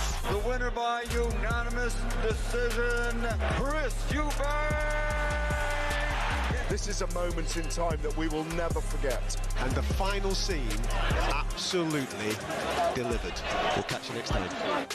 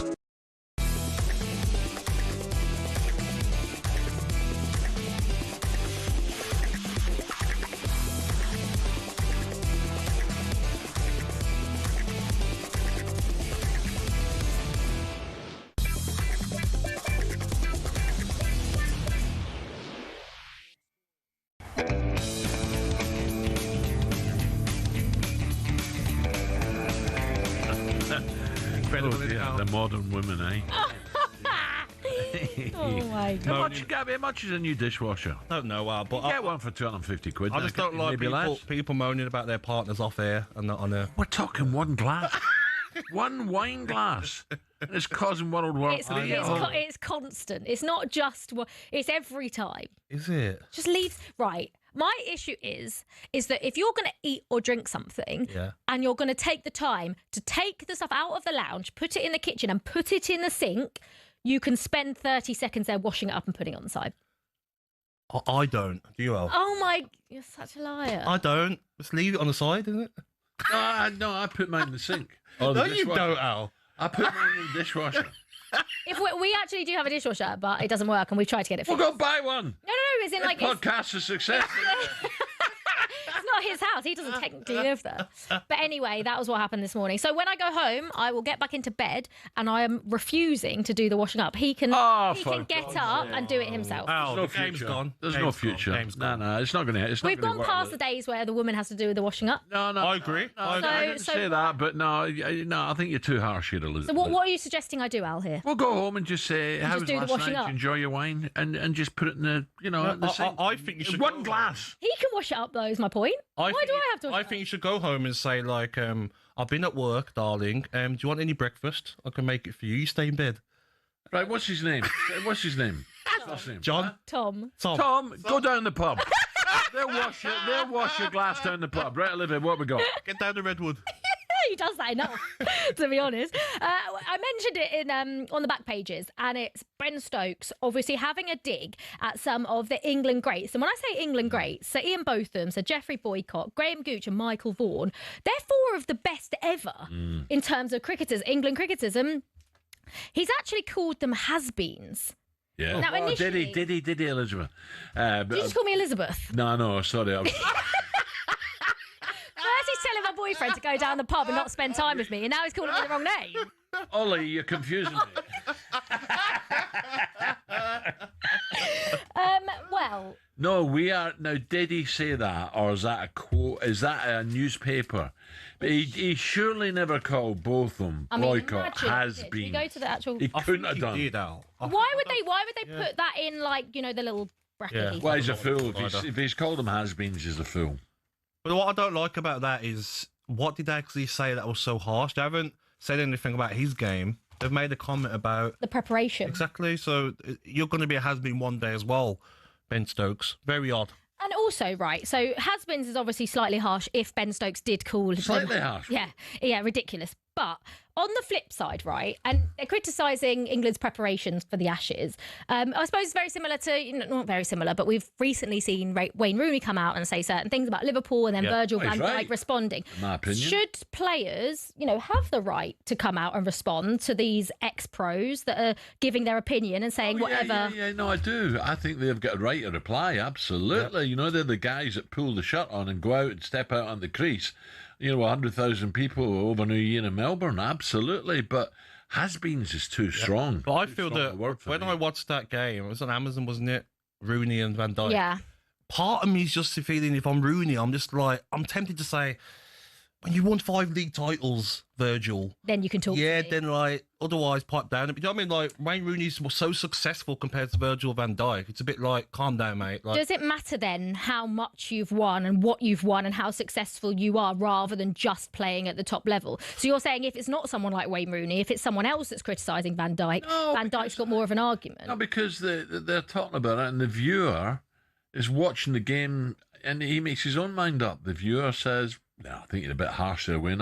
You're right. You're dead right. They are sloppy. They're not. They're not. The urgency's not there. Yeah. They're not firing. Salah's not firing. People are not stupid. Is it best to just ignore them though? Because obviously pundits, I mean, like you, Gabby, I suppose, are paid for your opinion, and players, like you say, have a right to respond. And I was a player, you never took the risk. That's what I mean. Surely the best thing to do here is ignore. He probably thinks, I don't open my mouth, Van Dijk now, because City battered them. Yes, and he was battered them. And he was poor in the game. What about Ben Stokes then, if we look at it from the cricket's perspective? Is he just doing it to quieten noise? I think Ben's got to be right to say, well, it's their opinion about our preparation. and he could go on about the pitch. And I mentioned it earlier. The pitch is nowhere near the same as the Waka, right? What's it? What I call it again? Gab. It was little. Where was it? Is it Waka? Waka? No, I'm talking about where the warm-up game is. It's totally different to the wicket they're going to face. What? Lilac Hill, right? Never mind Lilac Wine.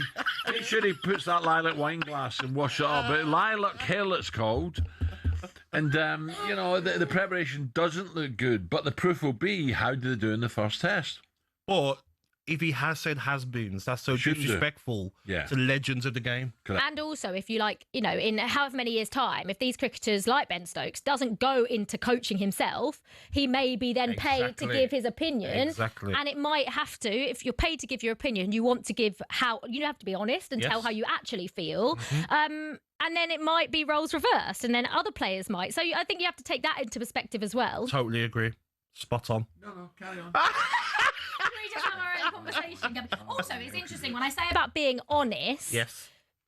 When you do give criticism on certain Yeah. players and teams, do you find that let's take Ollie Watkins, for example. Yeah. Do you find yourself holding back a little bit because of who 100%. Ollie Watkins is? 100%. And so do you expect that of other pundits? Because these England guys haven't held back really in any way. Of course. I mean, when talking about Aston Villa, like, you're going to hold back because that's my football club. I mean, I've been there and done it at times where it was tough for my football club. So I'm going to hold back, of course.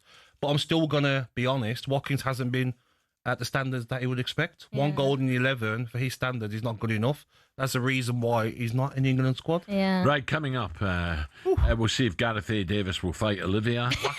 Waka Stadium. Olivia, I love it. Great, thank you. Thanks, Al. Right, Gareth A. Davis coming up, and we'll talk to Nikhil Mahindra about Gabby's disaster yesterday. 7:28.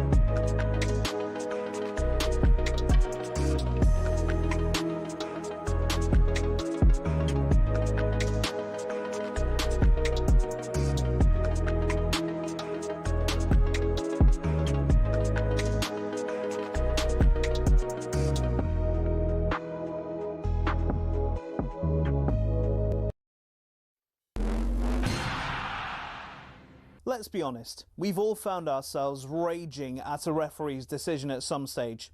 Something like this? That is an absolutely shocking decision. They've got a case in that it was a bad decision. It's such a poor decision. Yeah, I think he's just made a bad decision in that instance. But what does it take to get to the very top level of football refereeing? You can apply to become a referee through your local county FA from as soon as your 14th birthday. After spending several hours either in the classroom or on the pitch, they'll grant you level 7 status, which allows you to officiate amateur games. Then you'll work your way through the ranks of amateur football, not reaching the National League until level 2. It's a long process, bearing in mind every level from 7 upwards takes an average of a year. Also, there's no specific number of games you have to ref or hours you have to log before moving on up. You simply just have to be good enough.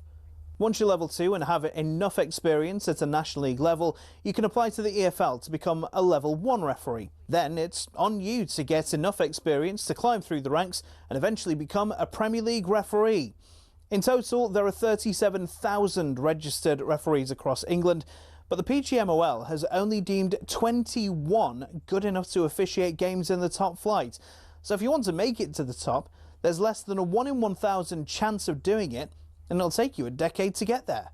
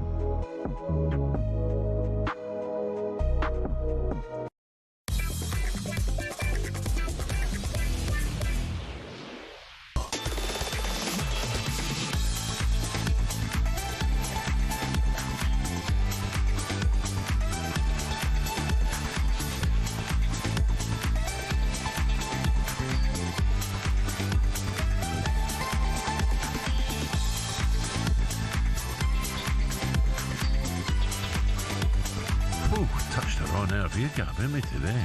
Yeah. Dear, oh dear, no wonder you're not married. This Gen Z, they called him out. Gen Z. It's the youth of today. God, it should be a young boy now, grown up. You'd have 10 jobs, wouldn't you? talkSPORT Breakfast with me and Gabby Agbonlahor. Our friends at Arnold Clark get 750 quid off any used electric car. A home charge. I just asked old Olive there. I said, your boyfriend Tom, does he listen? He said, no, he doesn't get to bed till 12 o'clock. Time now for this, Gab. Get in the ring to win on talkSPORT. Yes, your final chance to enter is the fight everyone's talking about, and thanks to talkSPORT, it could be your weekend sorted, right? Here we go. Ed. He's having a mare. Honestly, mate, he's been off it today, Al. I'm neither mind nor thought.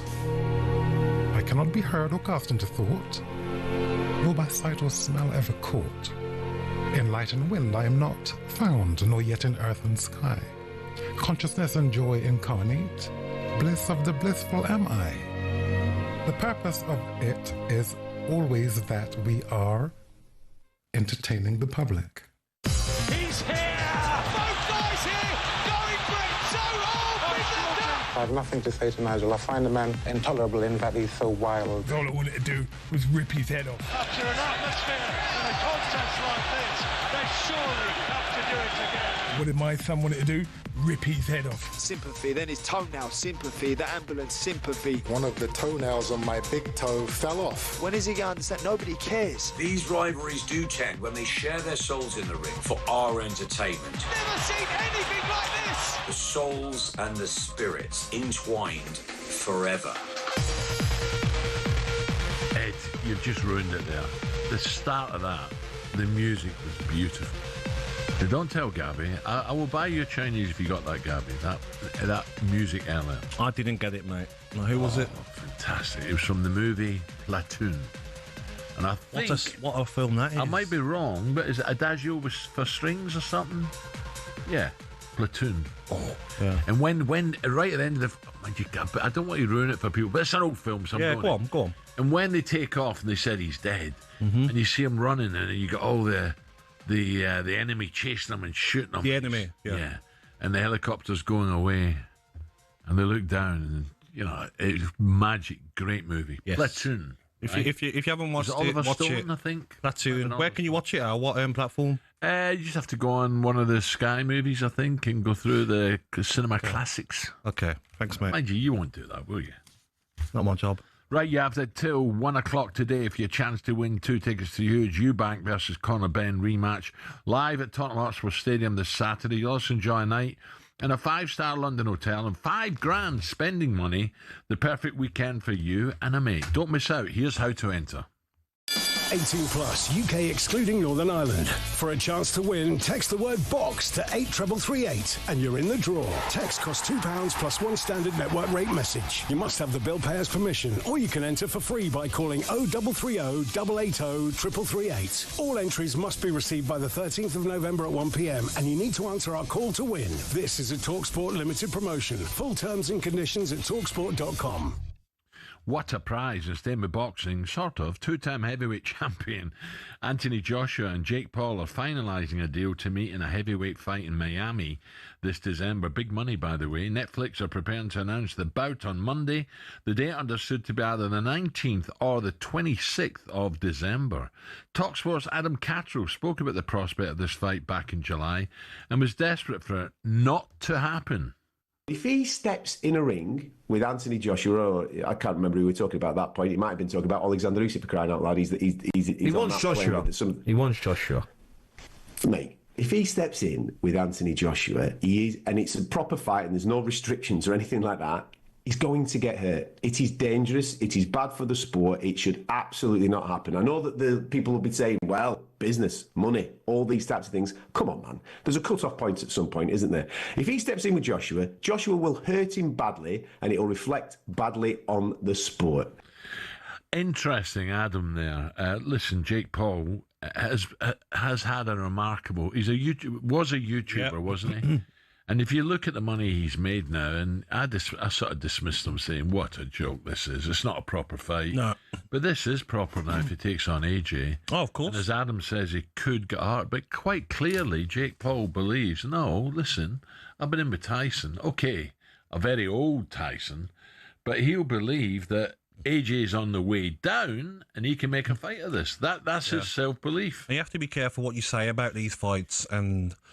his previous fights, Jake Paul, because, there's been talk about were the fights, at the standard that they should have been at. But I think Anthony Joshua will knock him out. And if Jake Paul wants to get in there with him, then he knows the risks. Yeah. Okay. Well, let's say a very good morning to someone who knows a lot bit more about it than we do. Gareth A. Davis joins us. Gareth, morning. Good morning, Gareth. Morning, Big Al. Morning, Big Gabby. How are you? Gareth, I said earlier, probably 20 minutes ago, about Jake Paul's got to be Businessman of the Year. How he's accumulated tens of millions is frightening. But is this going a wee bit too far now? Well, I mean, up to about a week ago, he was facing Gervonta Davis. It's from the sublime to the ridiculous. He was facing Gervonta Davis, who's 8 inches shorter than him and 5 stone lighter. Obviously, a brilliant lightweight boxer who I could never see in the ring with Jake Paul. And now Anthony Joshua is the further extreme in a sense, because he's you could argue that he's still in the top 10 in the heavyweight division, a 2-time heavyweight champion of the world, very dangerous puncher. And frankly, I don't think it should be licensed. I don't think it should be sanctioned because it's a dangerous fight for Jake Paul. He's still a novice boxer in many ways. Obviously, as you know, he's a kind of incredibly wealthy influencer. Yeah. Yes, you have to commend the fact that he's done amazing things for women's boxing, and he's hopefully inspiring a generation of young people to go to the gym as young followers. But it tarnishes Joshua's legacy for me when there's talks behind the scenes. There are definitely talks behind the scenes to get him in a ring with Tyson Fury next year to bookend the era. But for me, Gareth, it's a money heist for Anthony Joshua and a very, very easy fight for him. So it'll be a difficult fight to say no to. Gareth, I did speak. Yeah. Sorry, mate. You say it tarnishes his legacy, but he's 36. He's done it all in boxing. Over a year ago, got knocked out brutally by Dubois. Probably looking at the Wardleys, the Itomas, and thinking, I'm not sure I fancy these guys. You're going to get paid $50 million, then you can maybe retire. Surely it's a no-brainer, and we'd all do the same. Yeah, I mean, we would all do it because you can't begrudge Anthony Joshua, who's had an amazing career, has been brilliant for British and world heavyweight boxing. You can't begrudge him that money. But when you know that in the background, I think it was a different thing when he faced Francis Ngannou, who's a different kind of prospect, obviously coming across as the former UFC heavyweight champion. My belief is it's a very dangerous fight. Yeah. That's my initial thought. It's too dangerous for Jake Paul. The Florida Commission, Miami Commission are very lenient on things. They're one of the lightest commissions in the world in terms of letting things through. But you're right, Gabby. I mean, it's a fight that anyone would take if they were in Anthony Joshua's position. But I think it's not the fight that fans want to see him in. I think fans want to see him in with Tyson Fury. No, maybe he doesn't care about what fans... Gareth, I'm worried about the time here. Gareth, Ben Eubank. Yes. Now, this is a proper fight. It is a proper fight. Obviously, Fight 2 in a lot of different series have a lot of resonance. Obviously, Ben Eubank Seniors, they were in talkSPORT earlier this week. It was fantastic entertainment when they were in talkSPORT Towers. They had a brilliant fight back in 1993, and that's why the Suns are doing it again. An amazing Fight of the Year contender back in April, as you both talked about so much and so eloquently. Did it surprise you how well Conor, the fight he put up against Eubank, did that surprise you? Because there wasn't a lot in it, was there?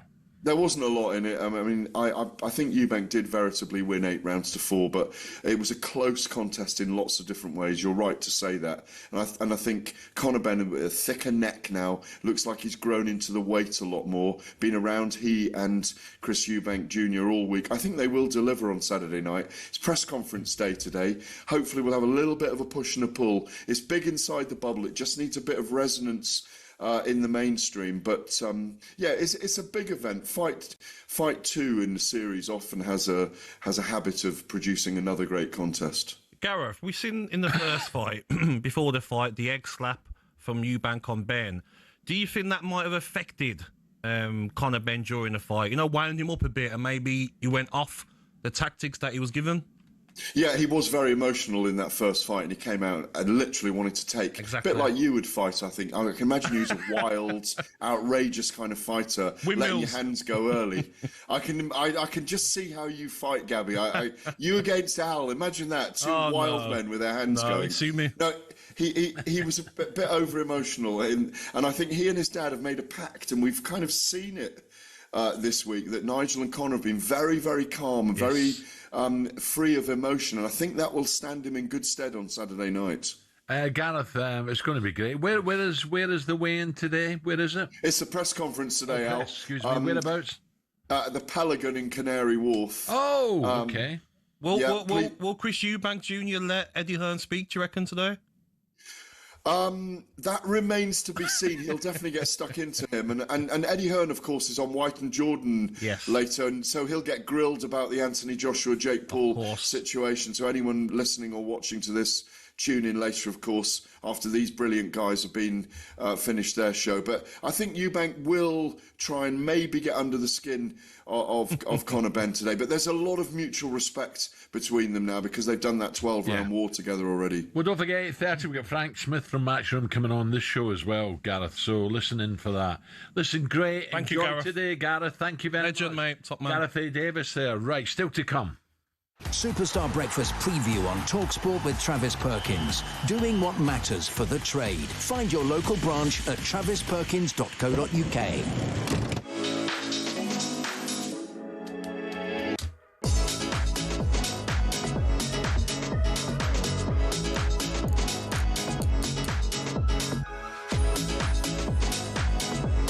Right, it's all over the back pages. The Mail go battle for the number 10. The Sun go 3 lines, 2 spots.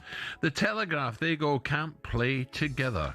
That's all after Thomas Tuchel said to talkSPORT yesterday that Harry Kane, Jude Bellingham and Phil Foden can't play together.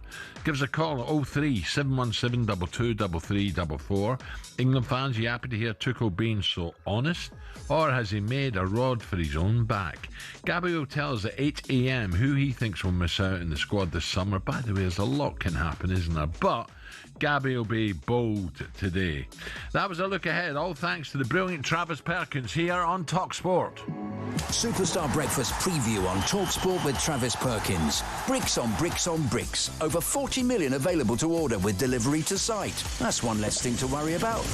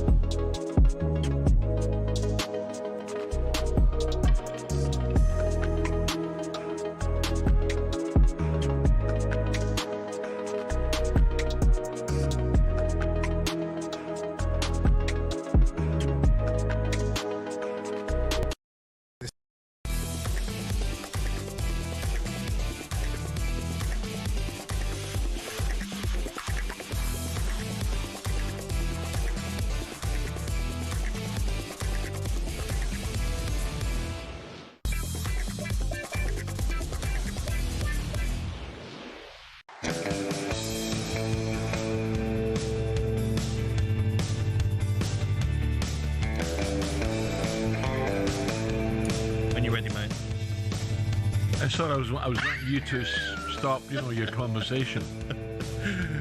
talkSPORT Breakfast, 7:51. Gabby, alongside me. Right, the paddle world was taken... Oh, dear. Yeah. The paddle world was taken by storm yesterday. A breeze it was. Afternoon on the talkSPORT network as the chunk Jamie O'Hara, his first game. And Gabby representing the breakfast... Well, they weren't representing the breakfast team. No, I wasn't, mate. I wasn't, no. Independent. Yeah, independent team. Took on Team Drive. Let's find out what happened. And there we have it. Andy Goldstein and Darren Bent embrace. They have beaten Jamie O'Hara and Gabby Agbonlahor by 2 sets to love. Straight sets, easy streak. But I tell you what, O'Hara and Agbonlahor in that second set in particular battled well, but it wasn't enough. Benny giving a large to the crowd, the chunk. He can hardly get out the door, the chunk. Honestly, Al, like, have you ever known my friend? Well, hold on. Nikhil's with us. Yeah, sorry, that's what I'm saying. Sorry, Nikhil's here, legendary paddle player. Have you ever known anybody in paddle complain about a bad back? That's what I had to cope with O'Hara. Of course, she can have a bad back. It's like playing tennis or squash, isn't it? Yes. At the level we were playing at. A bad back. No. But I want your honest thoughts on my game because I want to get to the top. I want to improve. So just your honest thoughts, mate. Just tell me as it is. Well, look, I thought you played well. But I don't know if the partnership was working for you. I mean, as you said, Jamie had a bad back. Did he have a bad back, or was he just having a bad day and you thought, he'd pull that? Stop playing with Pumbaa, wasn't it? Yeah, but Goldstein, on the other hand, he doesn't play, does he? He was given at large, and he doesn't play. He weren't great either. Well, he was better than Jamie, wasn't he? I have seen Andy play a few times, but I thought you guys were going to win. But I think Darren took control, and he was taking charge on that side. I took Jamie outside at Padium, where the court's outside, and I was teaching him the game. Honestly, I felt like a coach. I was like, off the glass, you can still play. He's got to bounce once. I said to him, do not play lobs to Darren. Do not play lobs to Darren. What does he do for the whole game? Short lobs to Darren. Darren smashes it over. Point over. Yeah, but honestly, I think it lies with you there, Gabby, because he hasn't played before. You've got to take charge. I wasn't there, but I told you just play to Goldstein all the time. I told him to, but he's playing to Benty. Well, what's the point of that? Just play to the weak player. Would play to Goldstein. I tried, but listen, I have to be honest. I didn't turn up, Al. I don't know if it was the cameras, the occasion, the fans. I could say I bottled it. I done an Arsenal, maybe. Or so how does he get back in and just find a better partner? Well, yeah, I think credit to Jamie stepping in, first time playing. He did well, but I think you got to find a partner. That's really important. Would you two be Simon and Benty easy? Yeah. They wouldn't get a game. Sky, they wouldn't get a game. GB paddle player. I don't think we lose a game. Yeah, but if they got one back, it'd be you, Gabby. No. Al, when you've got these sort of players, they can take the whole court if he wants to. He could just come and take my shots, no problem. I'll stand there as a spectator. But no, enjoyable game. But I just feel Benty's got that, because he plays every day, that smash that hits off the back and comes all the way over the net. It's so frustrating. See, the thing is, you've got to. It's a good thing that he smashes because it just goes back to the net. So if you just prepare and run forward early, then you're going over the net though, where you can't reach it. You can. I was watching it. You can. You just got to run forward. Yeah. I got those springs, Al. Me and Jamie. So Nikhil, what's Gabby's? What's the fault he's got to get rid of? Well, I think sometimes a little bit of the positioning is maybe out, but I think his understanding of paddle is quite good. So I did watch that, and I was like, "That's really good." And start, isn't it? Some of the shots you pull out are very good. I'm completely honest. Thank you. What, backhand or? Well, he hit a few forehands. Yeah, yeah. We're going to be partners soon, so I'm only going to speak highly of him. So yeah. So Nikhil's going to be kind of Alan. We're going to have a game, and we're going to have a game against Benty and another GB paddle player, hopefully. So we'll get that game on. That'll be levels. Yeah, that would be different level. Well, you're not going to get a touch of it, are you? That's fine with me, mate. I'll gladly stand there, Al, and watch. Was there a crowd there yesterday? There was a decent crowd. We had how many? A dozen? No, it's probably about 15. No, Ed told me there was 7. No, but you know what? It's good fun. And even Jamie afterwards, he says, wow, I didn't know how fun it was. And he's like, I want to play more. Well, he couldn't get off the court quick enough. Al, you should have seen him walking out of Canary Wharf, mate. Honestly, Al. Like he had a piano on his back, walking through Canary Wharf. No, looking forward to playing more, and I think I need some. I still don't even know where the paddle court is. Where is it? What pub's it next to JP Morgan. Oh, right, okay. Next door to the JP Morgan, yeah. Bit of UL Canary Wharf. It is, yeah, but I'm normally down on the river. Oh, really? Yeah. Well, you can paddle as well, but it's a bit deep. No, but paddle, how big is it going to get? Because it's at a stage now where I'm at a tennis club and I'm a men man. You can't get a court. You can't get a court. I think there's still a lot of room for growth. I mean, there's only 1,000 paddle courts compared to 23,000. One at Tower Hill, isn't there? Yeah, it's a 23,000 what? Tennis court. Is there? Yeah, so and you can fit three paddle courts to a tennis court. So it's so much room to grow, and it's so much easier to get hold of. What about the professional game though? Will you see paddle, for instance, at the Olympics? Is that something that fingers crossed? They're trying to push for Brisbane and Sydney for the 32 Olympics.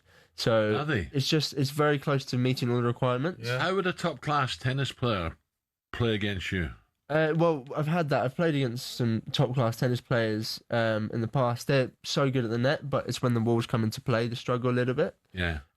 But yeah, like play with Sandy Murray, and did you? He's amazing, of course, but still to understand the back glass. But if he wanted to take it seriously, he'd be class. A touchy subject, Andy Murray. He wants to be a caddy now. And Andy Murray and Alan don't really get on too well, do you? Rubbish. I like Andy Murray. He just doesn't like me. Didn't he come for you about something? I did, but he didn't mean it. Oh, okay. No. His managers invited me up to his hotel. So you're okay now? Well, I've never been not okay with Andy. Okay. No, he's a great ambassador for Scotland. Okay. Nice. Just a bit miserable now and again. Miserable sod. No, he's going to go on the tour, I think, as a caddy. Yeah, he loves his golf, by the way, and he's met to be a very good player. Lovely. McIntyre is going to caddy for, I believe. I read that the other day. So good. No. Yes. Andy Murray's a Scottish legend. Don't worry about that. For paddle, addict is what I am now. I'm an addict, mate. Right. I love it. Well, you got to get better. If you're addicted to something, you got to get better. You got to improve. You're going backwards, Gabby, with the greatest respect. Story of my career, mate. Yeah. So what's just quickly your next? What's exciting happening over the next few months? Well, we just came back from the European Championships, which was fantastic to play against the best countries in Europe. And how did you play? Well, we finished 7th in Europe, which for us, our structure is far behind the other countries, but it's fantastic to play against the world's best. Who's the best? Is it Spanish? Spanish, yeah. Spain in Europe and the world, Argentina and Spain, they're always hotly contested in between them two. So it's a Latin game. Yeah, well, founded in Mexico in 1969. So yeah, it's always been strong around those roots. Yes, pretty much. All right, good. Well, We'll get there together. Interesting. So I look forward to this next game and this next conversation. Mate. Top man. And Nikhil, thank you. And Nikhil Mahindra there. So, Gabby, come on. You can't keep letting us down. Coming up, we'll talk to Goffy about those comments. Oh, dear. Earlier, we'll talk to Jude Bellingham, captain at Birmingham City, Harley Dean, England against Serbia, of course. Frank Smith on the big fight coming up at the weekend as well from Matchroom. Look forward to that. It's coming up to 8 o'clock.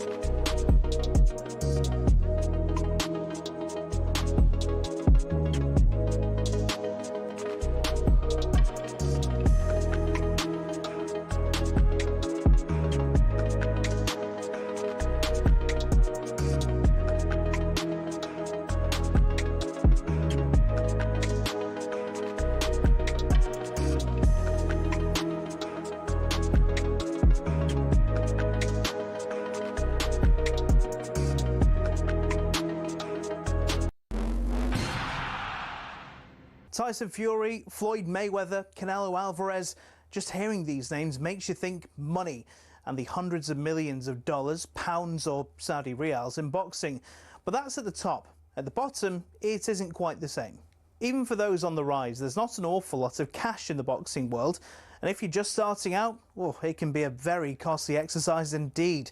But don't take my word for it. Here's the former European champion talkSPORT's Spencer Oliver. You're turning professional and you're boxing, let's say, York Hall on a non-televised fight. You have to sell tickets to earn any money, but you have to cover the wages of your opponent as well. So if you don't have the ability to be able to sell enough tickets, you effectively have to pay to fight. A far cry then from Jake Paul facing Mike Tyson in 2024, when the purse was reported to be around £48 million. But the vast amounts of cash lining the top dog's pockets isn't the norm in a typical fight. Let's say you're lucky and you get between 5 and 10 grand. You're going to get 10 grand max for that. 10% goes to the trainer, 25% goes to the manager.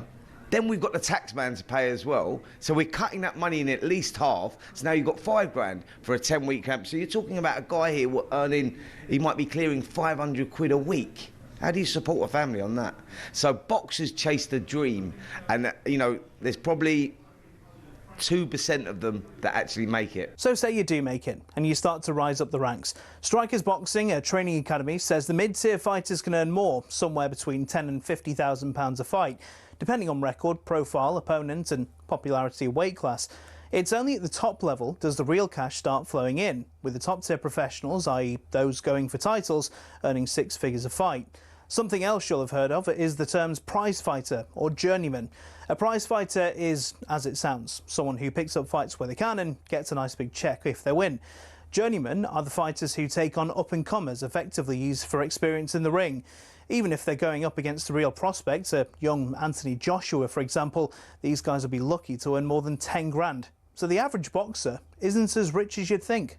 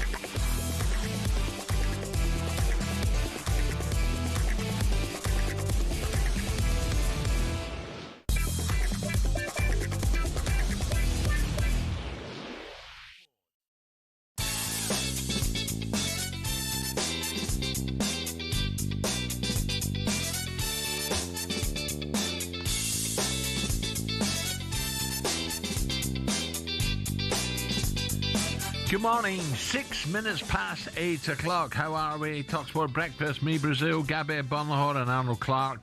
Get the UK's best used car deals, guaranteed. Now we'll ask Jude Bellingham's former skipper, Harley Dean, what he makes of Thomas Tuchel claiming that Kane, Foden and Jude cannot all play in the same team. Well, here's exactly what the England boss, he told Faker Others talkSPORT yesterday.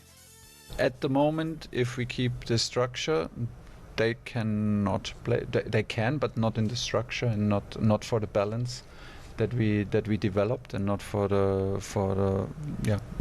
structure that comes also with wingers who are like specialists in their positions. We play at the moment with a 6, 8, a 10, and a 9. There's a lot of concurrence, especially in the number 10 position. If you think about Phil, who could play there, if you think about Jude, you think about Morgan Rogers, who played fantastic for us in this position. You have Cole Palmer, you have Morgan Gibbs-White, So there's a lot of players, and there is the chance that we will not take everyone. Simply to not because we don't like it, not because they don't individually deserve it, but we will always do what's best for the team. We will always do what's best for winning. We will always do what's best for a balance, and we will try to keep the clarity, even if it means that we have to take tough decisions. We take tough decisions in any camp, and this will not change when we go to a tournament. Well, fair dues. I wouldn't be saying that this time of the season. I think it's given too many players, thoughts about, oh God, what have I got to do getting this side, or oh, so he doesn't rate me. I don't see the point of coming out of that. But anyway, Gab, does England's best team include all of Kane, Bellingham, and Foden for you? He's saying they can't play together. I think at the moment, if you look at form and you look at what they've done previously for Thomas Tuchel, you would say a front four of Rashford off the left, Saka off the right, and you'd say Rodgers behind Harry Kane. But it wouldn't surprise me if, between now and the start of the World Cup, Bellingham gets himself back into that number 10 position and he's battling it out with Morgan Rodgers. I do not see Phil Foden starting before those two players. Right, let me give you my living. It's difficult this time of the year, but look, the back four, right? It's got to be Skelly right back, O'Reilly left back, probably. Stones will Stones play, will be Conser and Gay, or will be Stones and Gay, or Stone. I would go at the moment probably Stones and Gay. I know Gay is injured at the moment, but that'd be my four. Yeah. So Skelly, Stones, Gay, O'Reilly. And then I'd go in the midfield. Bellingham and Rice for me would start. And I'd have Saka definite. Okay. Harry Kane definite. And the ifs are, would it be Palmer or Foden? And would it be Rashford or Gordon? Yes. What about Rodgers? From what he's done? At the moment, squad. You'd have him on the bench. I'd have Eze squad, Rodgers squad, Watkins squad. Who else am I missing in there, the squad? Gordon, you've already named. What about Elliot Anderson, Wharton? Oh, see, I forgot Anderson, but yeah. I just think... You know what it is, Al? It's certain games you might have to play Anderson and Rice because Anderson can do it all, get the ball back, he can get forward. But some games you might say... Does he do that, Tuchel? If I was a manager, Gab, I would be doing that. Yeah. I'd play 11 to beat the other 11, how they are... strengths and weaknesses are. But since he's come in... Some managers don't do that. But since he's come in, Thomas Tuchel, recent squads, he has liked Rice and Anderson. So I don't see him changing. Is that too negative? I don't think so, because Rice and Anderson can both get forward. So if you're playing at, say, a weaker side in the World Cup in your group, which you probably will, some of the games, you can say, you know what, Anderson and Rice, only one of you sit and one of you go further forward. So that goes back to my point, Gab. I think his squad is brilliant. Of course it is. The defence worries me a wee bit, to be honest, but I think his squad is brilliant. And if Harry gets injured, but saying that, as a squad going to a major competition, yes, fantastic. Don't give it all away. Don't give it away. Who's your number one choice? And I think defensive doing that. Here we are in November. I wouldn't be doing too that soon. But defensively, you've got Reece James, you've got Jet Spence, you've got O'Reilly, you've got Lewis Skelly. I think will get back in the squad. Hopefully he gets more game time at Arsenal. But centre half, Sal, John Stones hasn't been playing in recent weeks. He's got to get back to starting regularly for Manchester City. But I feel like people will say Villa bias, but Ezri Konsa has been outstanding since he joined Aston Villa. Yeah, he's so comfortable on the ball. I've got to see a bit more of Konsa, to be honest. Yeah, but Al, he's so comfortable. He's defending.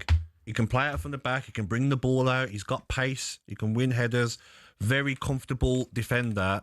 And Mark Gay. So I think he will go with James, Konsa, Gahey, and at the moment you'd say O'Reilly. So he's got options out, and a lot can change. Yeah, Injuries, form. It's so early. That's what I'm saying. Yes. I don't think he had to come out with his comments here in November. Yeah, but he can't take everyone, and certain players can't play together. Yeah, no, but you don't. Just say I've got my in my mind. I've got my starting 11. But depending who we play against. I've got a great squad, but there is one or two problems. Who can play with who? I don't think he's going to name them. I don't think by his comments he's going to fit players in where other managers might have. So I don't think, for instance, Bellingham could be on fire, Foden could be on fire, Palmer could be on fire between now and the World Cup. I don't think he says to himself, I've got to get him in the team. He'll say, you know what? I want Saka and Madueke on the right. I want on the left, Gordon or Rashford. Anyone else is going to be as a number 10. Okay. Right, we'll take calls on that. Shall we? Did we get time? Well, we'll see in a minute because we've got Coral Sporting Odds coming up. We've got Darren Goff. I'm really interested in what Goffy's got to say about Ben Stokes. We'll talk about Bellingham just after 9 o'clock with Harley Dean, Jude's captain at Birmingham City, former captain. And Frank Smith, CEO of Matchroom Boxing, ahead of Eubank. Looking forward to that. A cracker. Yeah. It's going to be an absolute cracker. Ben Eubank Jr. It's going to be brilliant. Right, 8:13.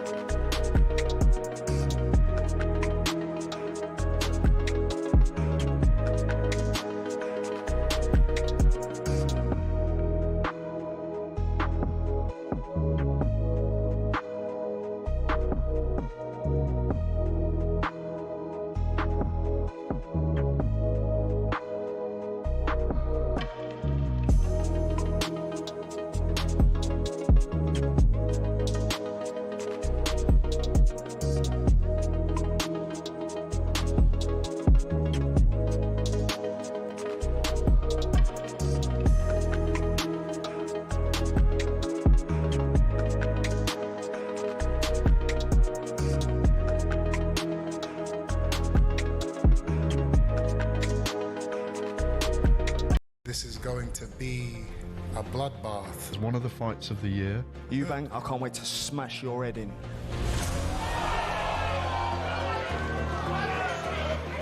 That's why he didn't beat me, and that's why he shall not beat me in November.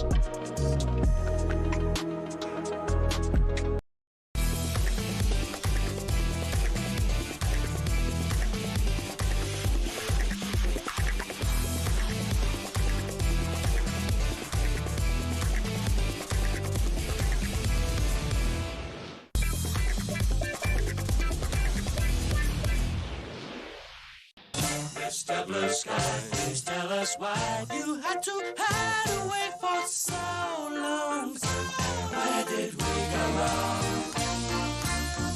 Mr. Blue Sky, please tell us why you had to hide away for so long. I don't think it's going to be Mr. Blue Skies at Cheltenham coming up. We'll find out in a moment. This is talkSPORT Breakfast with Gabby. Why are we playing this? Well, because Gabby has lost Pado. It means he has to do the show live from Birmingham City's training ground next Thursday. Same time, though, 6 o'clock. Gabby, do you think you'll make it out alive? Gabby, will you wear a Birmingham shirt? No, I would not wear a Birmingham shirt, no matter what money was offered, Alan. I wouldn't. I'll do my job as a professional, and I'll get in there and get out safely. What do you mean safely? I was just saying. Blues fans, are you? Hold on a minute. I'm just reading this. Are you telling me you're going to be there at 5:30 waiting for Gabby at the gates? I have to go fancy dress when I. No, I'm dreading it out, but the bosses have said I've got to do it. I've got no choice, mate. In a recent report, Birmingham was voted one of the worst cities to live in due to a lack of cleanliness and poor public spaces. That's not because who's put that in there? I don't know. That's shocking. Is that because of the bin strike? Is that sorted now? Or? Yeah, it's sorted. That is now. That's a lie, mate. Birmingham's a lovely city. 40 they sang about it. There's a rat in the kitchen. What am I going to do? That's very harsh on my lovely city, Al. Oh, you live in Solihull. Yeah, but it's still Birmingham. Still Birmingham. So you're going to go to Birmingham City? I know. I wonder. By the way, I've never found Birmingham dirty. And I've been up there a few times. Okay, what parts have you been to? In the where the canals are. Okay, lovely canals, mate. We've got the most canals in the country. Someone said more than Venice. Maybe they haven't been counted properly. Maybe that's rubbish, but yeah. Birmingham's a lovely city, mate. Second city, Al. You don't play on that enough. The second exactly city. Because people try and say Manchester should be. No, it shouldn't. Birmingham, second city. Big football club. Anyway, it was reported in the Telegraph. Yes. Right? Is that the Birmingham Telegraph or the Telegraph? The Telegraph. So what would you like to say to people at the Telegraph? I'd like to say, get your facts right. Maybe go throughout the city a lot more and you'll see Birmingham has its parts where maybe needs a bit of help. But overall, no different to any other city. Well, never mind the Telegraph. This man only reads the Times. Here we go. Exactly. The latest odds now with Corals. It's Mr. Simon Clare. The Coral Daily Download on talkSPORT with Coral. We're here for the fans this season. 18 plus gambleaware.org. Simon, a very good morning. How are we? Good morning, Simon. Good morning, Al. Good morning, Gabby. I was actually up in Birmingham on Monday. I've been going there quite a bit recently because my daughter's up there at university. Exactly. My daughter went there, medicine. Yeah. Yeah, she lives near Edgbaston. The university campus is lovely. She's 20 minutes from the countryside to the south there, Gabby. I'm a big fan, and Broad Street's good fun. She seems to be out every night at a different club, different bar. What can I say, mate? Great city, great people. Positive stuff. Yeah, great people. Great people. So, actually, I think, have you got Goffy on later? Is that right? Yes. He was funny for our sister company, Ladbrokes, or brother company. I don't know. We were filming in Sixers in the Mailbox, the shopping centre in Birmingham. He was doing a preview with Marcus North from ex-Australian cricketer and Steve Harmison. talkSPORT, Steve Harmison. Really good preview. Great. That'll be Goffy's great. What did you make of Ben Stokes' comments, Simon? Did you read them? No, about has-beens having a go about preparation in Australia, talking about boycott and talking about ex-players, has-beens, people like that. Simon. Really? Listen, well, I think you've had people on the Australian media love the Ashes. They love to sort of come up with all different ways to wind up the English cricketers as they come over. But it's always a good sign that they think that England might actually pose a threat when they get particularly nasty. So let's take it as a positive. Okie dokie. Right, let's look ahead. I've not been impressed with Serbia, but I've seen them the last twice. No. I think England, regardless who they put out, will beat Serbia. Yeah, I was funny enough. Actually, I went over. It was the first game of the Euros last year, wasn't it? I went over and we won 1-0.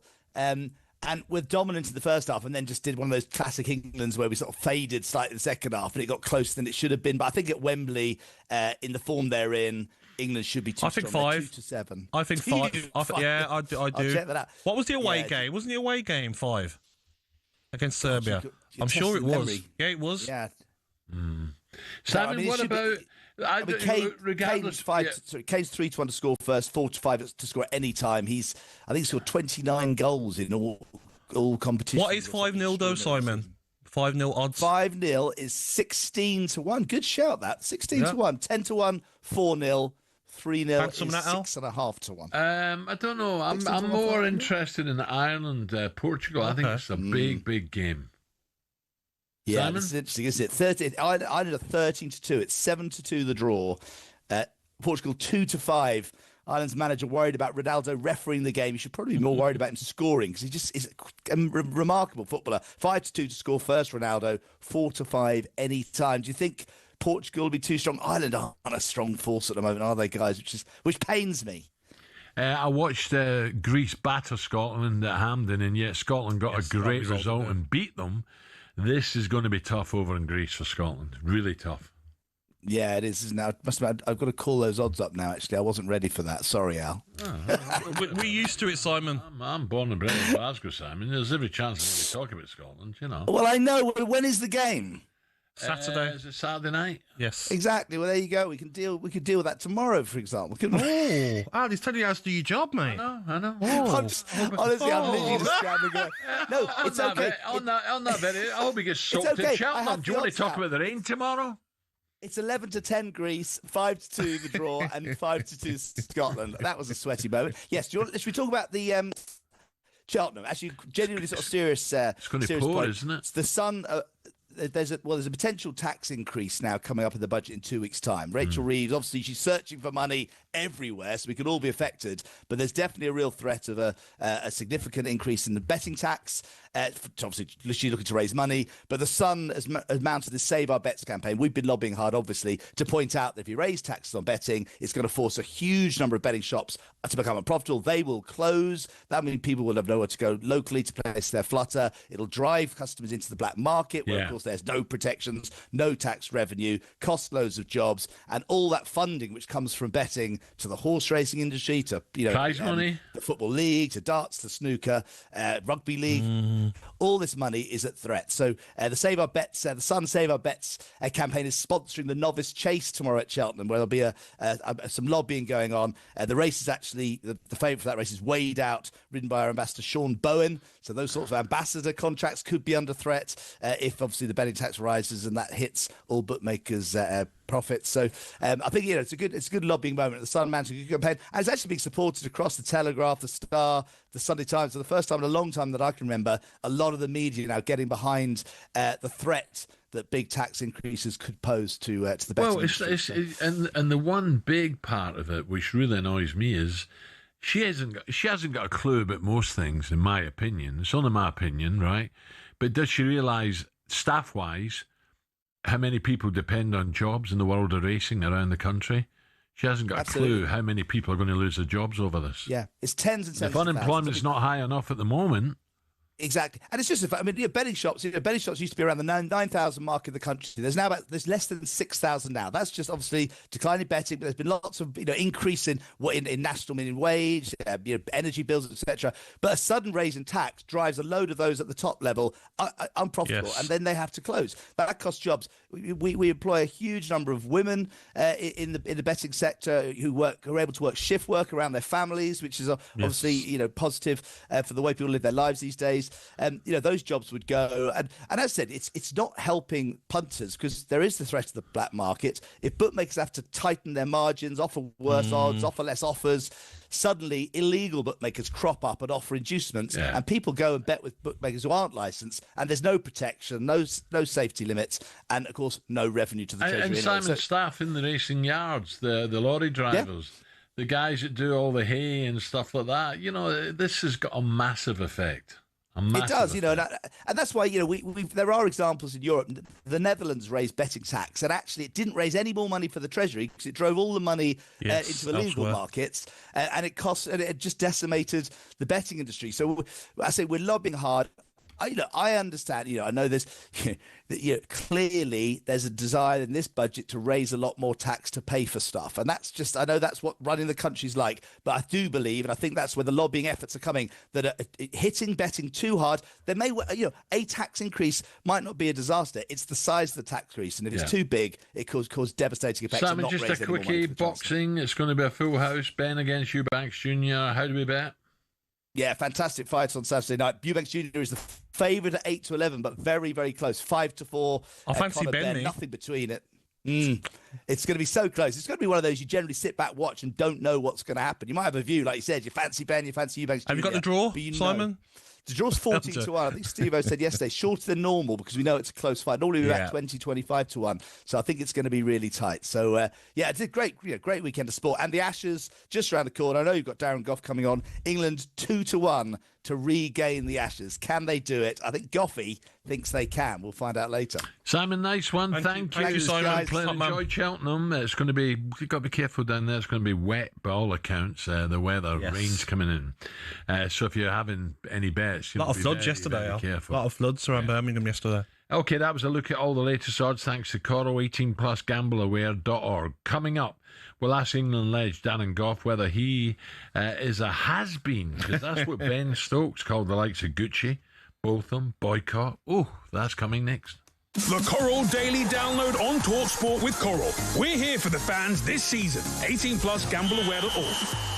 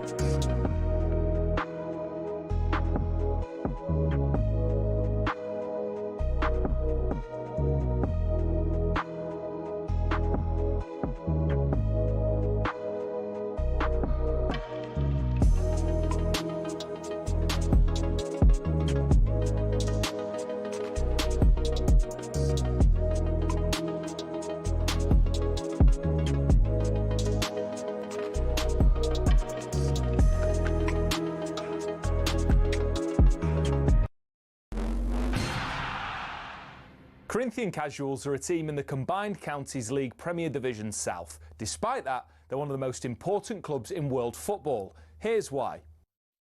The club was formed in 1939 as the result of a merger between Corinthians FC and Casuals FC.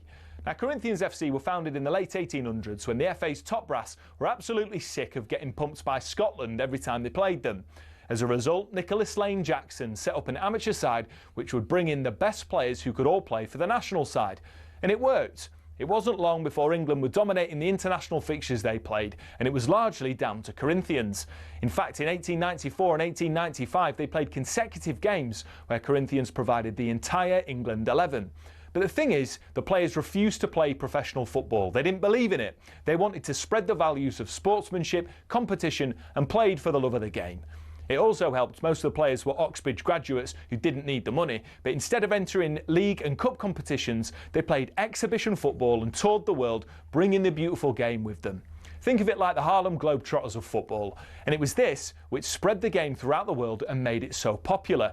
Most famously, in 1910, they travelled to Brazil, and the locals in Sao Paulo were so impressed they started their own team under the same name. Yes, the same Corinthians who won the FIFA Club World Cup in 2021, one of the biggest clubs in Brazil.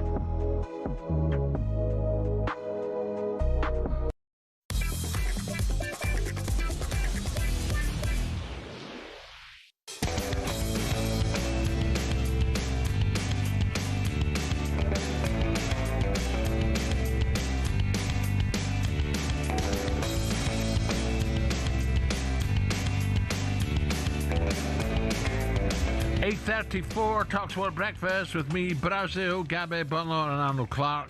Get £750 off any used electric car or home charger. Now, it's just over a week the start of the Ashes and the excitement has reached fever pitch.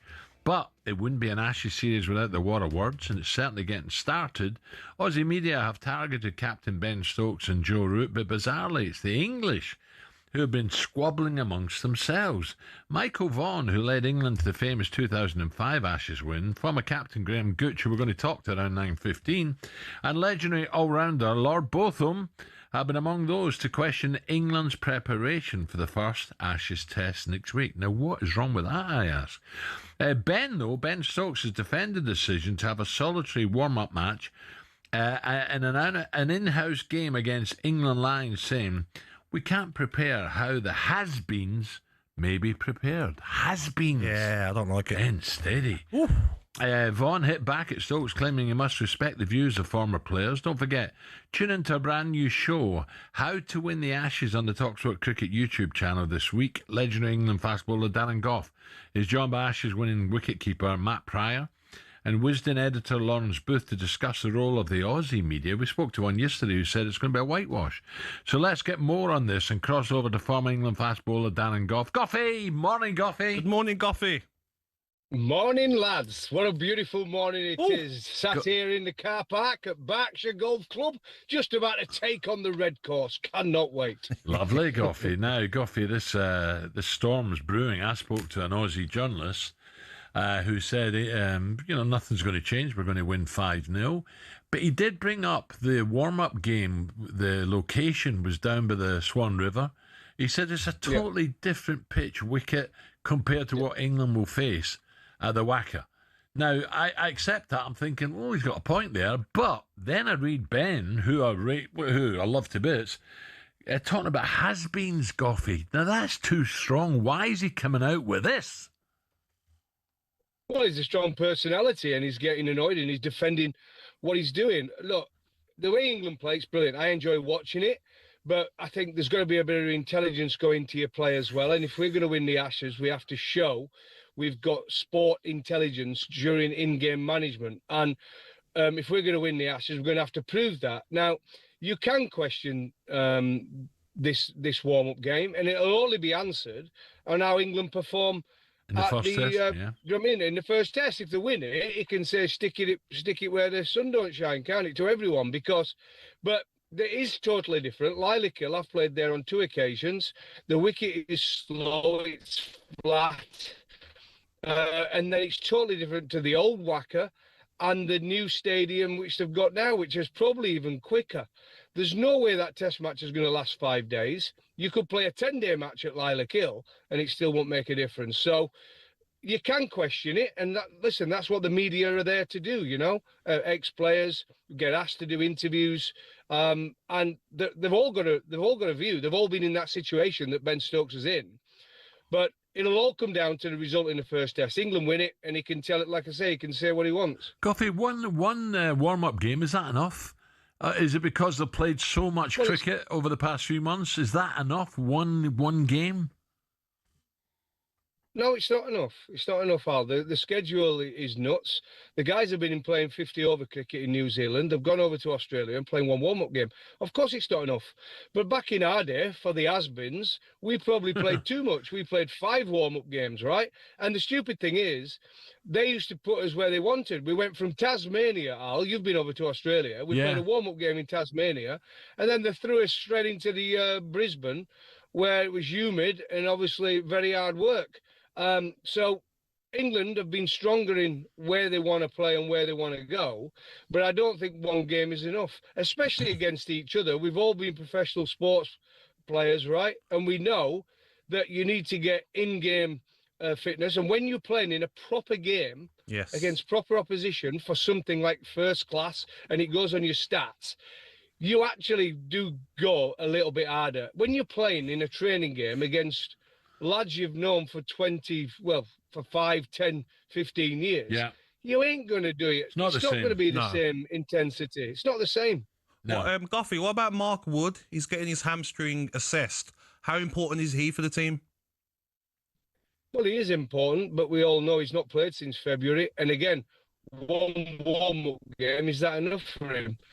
Straight away, going into a warm-up game, pulled his hamstring. Could have pulled his hamstring. Let's hope not, because I've said this before. If he can play in 2 of the test matches, I'll be happy. We all know he's just got that physique. He's in his 30s now. He's not playing much. And when you're not playing, I'm not saying playing every day, but when you're not playing on a regular basis, it becomes harder and harder as a fast bowler. And 2 test matches will be perfect. We need to get him to play at Perth. That's the pitch that really has got some serious pace. Yeah. And it won't be a 5-day test. So it's ideal for him to play. But he's got to be fit. And he hasn't played in a game since, last February? Goffy, I think England played with 4 seamers. Do you think they'll start with 4 seamers in Perth? I think they will, because Ben Stokes, again, is another one coming back from injury. So it could be Wood, Archer. I mentioned that to you last time I came in, didn't I? But Cass, and probably Gus Atkinson. But they're talking about Josh Tong as well. He's got pace. He knocks the tail over. So they could go with 4 and Ben Stokes as a 5th seamer. That's the option. The other option is to play. 3 seamers. Ben Stokes your 4th seamer, and then Jacob Beffel at 7. Just packs their batting. And the last option is to play Will Jacks, who's a spinning all-rounder, and bat him at 7. And then 3 seamers, obviously, and Ben Stokes. So it'd be interesting where they go. Goffy, yesterday I spoke to that old dingo of a journalist from Australia.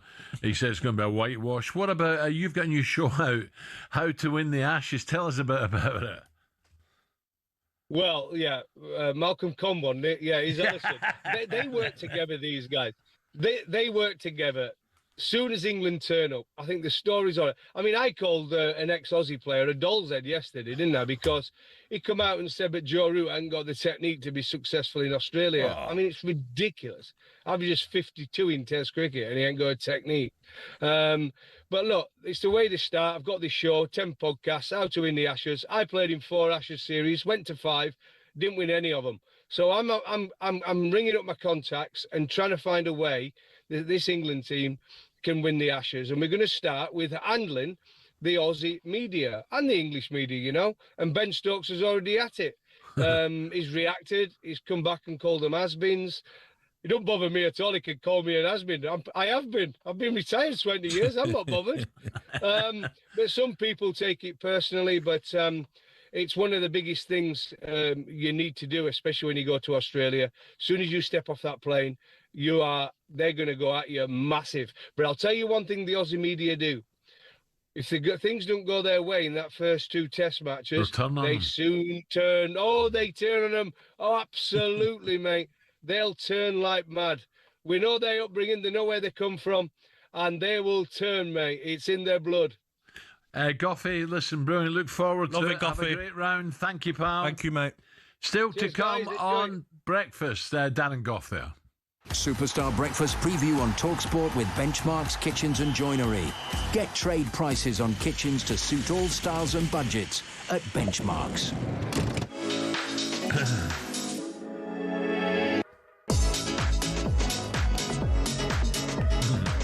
You got to like Goffy, ain't you? Legend, mate. Loves his golf. I don't think he's going to Australia. You know, we've got to try and get him out there. Anyway, I've got a ticket for Ali for Sydney every game, but he's humming in hand. He won't go, no chance. 8:43, right, still to come. Jude Bellingham's captain back at Birmingham City. Harley Dean will join us to chat about Bellingham and explain where he best fits in this England setup. And CEO of Matchroom Boxing, Frank Smith, will be here in the studio live to build up to Eubank Jr. versus Ben 2 and tell us why AJ is deciding to fight Jake Paul. You don't want to miss that one. That was a look ahead. We're good friends at Travis Perkins. Superstar Breakfast preview on talkSPORT with Travis Perkins. With 250 hire branches nationwide, it's easy to hire at Travis Perkins.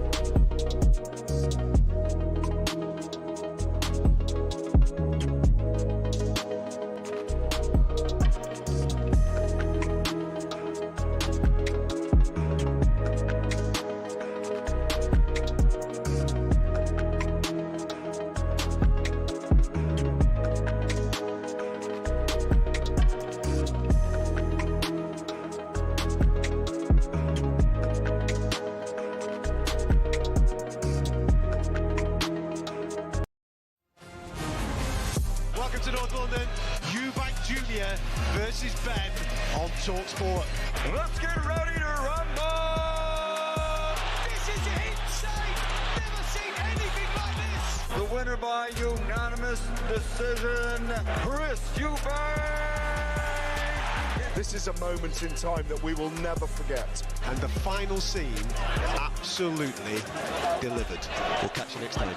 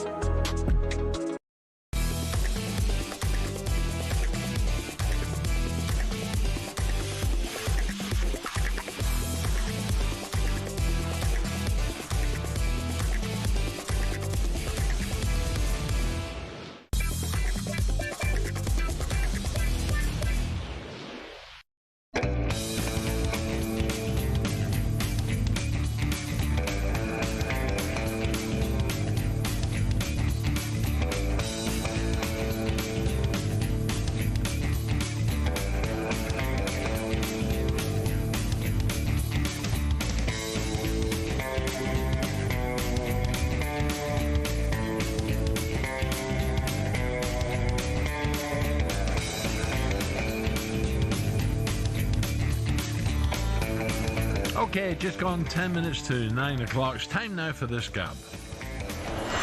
Get in the ring to win on talkSPORT.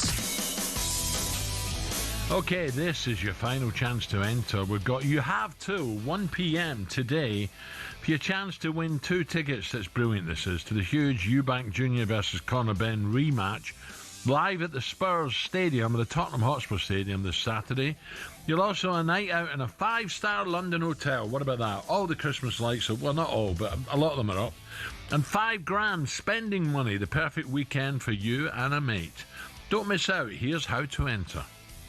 18 plus, UK excluding Northern Ireland. For a chance to win, text the word BOX to 83338 and you're in the draw. Text costs £2 plus 1 standard network rate message. You must have the bill payer's permission, or you can enter for free by calling 0330 880 3338. All entries must be received by the 13th of November at 1 p.m. and you need to answer our call to win. This is a TalkSPORT limited promotion. Full terms and conditions at talksport.com. Okay, I just went out there in the kitchen. What a glare I got. I'm not saying from who. Dear, oh dear, have we upset someone today? I don't know, Al. I think people get upset by anything, don't they, nowadays? It's time now for this. When you're tired of playing it. Aston Villa. Let's get in there. He's an alien. This might sound a bit weird, but when I used to have boiled eggs, I'd boil them for like 20 minutes. If you ask Gabby what 2 plus 2 is, he would say it equals yellow. They actually twerp. I'm not as thick as like people think I am. How tall is Mount Snowdon in metres? In metres, Gab, in metres. 100,000 metres. The tallest mountain in Europe is situated in the French Alps. But what's the mountain called? Mount Everest. Mount Everest in the French Alps. The duck-billed platypus is found in only one country on the planet. Which country is it? Iceland. The scary world out there, mate. I'm going to stay at home, put the Halloween film on. Yeah. Happy days. Right, Dr. Gab. It's a Villa special this morning, so you must get one right. And you've had voice notes sent in by people who need your expert help on certain things, Gab. Let's find out who's entered the Gabatory. Hi Gabby, this is Neil from For the Love of Paul McGrath podcast. Emi Martinez, over his time at Aston Villa, has been an absolute revelation. He's been a leader in the dressing room and he's had an aura. And he's definitely somebody that I think you could say has great mental strength, even in the face of some mistakes, high-profile mistakes that he has made. How important do you think that is within the dressing room? To know that even if a player has made a mistake, just like Emi Martinez has recently, that he can pick himself up off the floor and put in world-class performances and get their mind back in that good place again for the good of the team. Listen, yeah. Oh, that was a question, wasn't it? I know. 2 minutes to 10. Emi Martinez has been an outstanding goalkeeper. Still up there with one of the best goalkeepers in the world. Won the World Cup. Been fantastic for Aston Villa. But he's off. There is a sour taste in Villa fans' mouths because of the summer He tried to force through a move to Manchester United. Didn't happen. Manchester United chose another goalkeeper. Basically led him on and didn't sign him. But Unai Emery and the players all sort of forgive Emi Martinez. But there's a reason why he's not vice-captain anymore, because of what he done in the summer. But still an outstanding keeper and putting in some very good performances. Like on the weekend against Bournemouth, some fantastic saves. The one that he saved, deflected shot just over the bar, and the penalty. Still an outstanding keeper. Oh, he is fantastic. Yeah. No doubt about it. But it's not nice when you find out and you hear that he had such a great time at Aston Villa. Aston Villa have made him who he is, and he wanted to leave for Manchester United, and he tried to force it through. Right, Dr. Gab, let's find out who else has entered the Gabatory. It's great news for Villa that Morgan Rogers has signed a new contract. Obviously, Villa have tied a few players down recently, but he's one of the younger members of the squad. He's probably got the highest ceiling in the squad, and he's definitely Emery's favourite player as well. He just always plays him, so it's great to get him tied up for so long, and it protects Villa in a few ways, but also it just means if someone wants to come and sign him, they're going to have to pay through the roof to get him out of Villa Park. So for Villa to have this player that's starting for England and doing so well tied down is excellent news. My question for Gabby is, given England's lack of strikers, if Gabby was playing now in his POM, would he be joining Morgan Rogers in that England squad? Ooh. I think with the lack of strikers that we've got now, I would. When I was playing, you had Owen Rooney. Heskey was loved by Fabio Capello, top player. Fighting out with Benty as well, very good player. I think with the lack of strikers we've got, I would be in the England squad that's recently been named. But I still think Watkins will get back in now. You know, double figures he's got every season in the Premier League for Aston Villa. Only 1 goal in 11 this season, but he will come good. Because he's better than that. Yeah, I think confidence. Is it maybe, what happened last season with the PSG game and the manager? Has he felt a bit let down by Unai Emery? But he will come good. But what I love about Morgan Rogers, Al, what a player he is. I mean, 23 years of age, Al, been at Aston Villa for 18 months, only signed for 10 million. Now, I wouldn't be surprised if he's got a release clause of 100 million. Wouldn't surprise me. Where did they come from? Middlesbrough. 10 million from the Championship. Middlesbrough fans at the time were laughing at Villa fans and saying, you've overpaid there 10 million. Now, you've got someone that will probably start as number 10 in the World Cup. 59 Premier League appearances, Al, 12 goals, 14 assists. Been an outstanding signing. He's one of them players, Al, that gets you off your seat.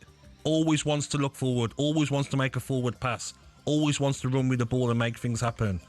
Aston Villa fans are buzzing he's signed up for another 6 years. Okay, last one more. Morning, Gabby. Big question. Ollie Watkins, is this just a temporary loss of his goal-scoring ability, or is it more permanent? I sincerely hope not, because I've got nothing but high praise for him, but at the moment, in front of goal, he's lost all confidence. I think you've been a striker, Alan, and you played with other strikers. Sometimes as a striker, your confidence can go, can't it? It looks at the moment to me like Ollie Watkins, maybe when he's in front of goal, he's snatching at chances, he's missing chances that last season he would have scored. So I do think it's a little blip, but he will come good, because you don't score 4 seasons in a row, double figures in the Premier League, getting into England squad, scoring in the Euros, big goal against the Netherlands, to now not being able to put the ball in the back of the net. Is that because personnel that are playing the balls to you have changed? A little bit, but also he's getting the chances. He's just snatching at them. He's not finishing clinically like he was in previous seasons. But he's allowed the blip. He's been fantastic for Aston Villa, and I'm sure he'll be... I like him. He gets on with it. He doesn't whinge. He just gets on with it. And he's always available, Al. And also, not being called to this England squad when there's only Harry Kane available would have hit him, and he'll say to himself, you know what, I need to do better because I want to go to the World Cup. My worry is, well, if I look at that squad and I think if Harry gets injured, what are you going to do? Exactly.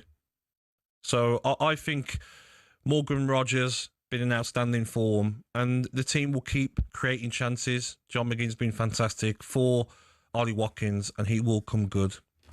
Okay, coming up, Gabby has been very strong that the media witch hunt for Jude Bellingham is negatively impacting the player and the squad.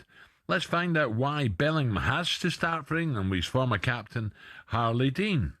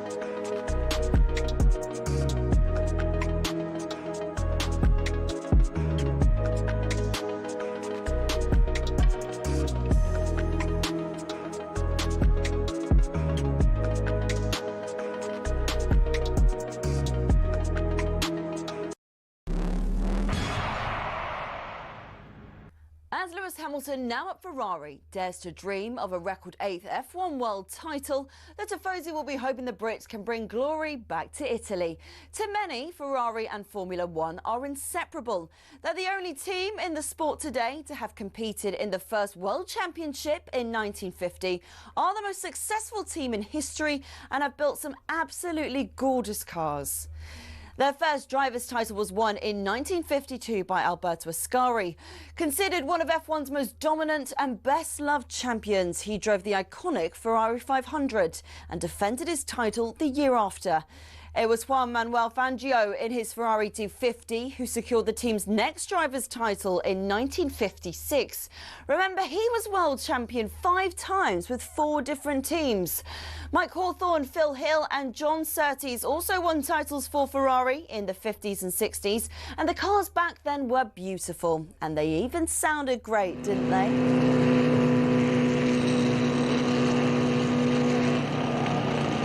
Anyway, Ferrari went 11 years without winning a title until Niki Lauda won in 1975 in the iconic 312T. Throughout much of the 80s and 90s, though, Ferrari looked like they'd never go all the way again. Le Professeur Alain Prost came pretty close in 1990, but lost out to his bitter rival and former teammate at McLaren, Ayrton Senna. It was only when John Todt recruited a swathe of staff from outside of Italy, including Michael Schumacher, that the glory days returned 21 years after their last driver's title. The turn of the century saw the prancing horse sprint to an unprecedented 5 consecutive championship doubles. And after Schumacher left, Kimi Raikkonen reclaimed the driver's title immediately. But despite employing 1,500 people, the Iceman remains the last Ferrari world champion. So, 16 constructors' titles, 7 more than McLaren, and 15 drivers' titles, 4 more than, again, McLaren. Ferrari are truly Formula One's top team. Forza Ferrari.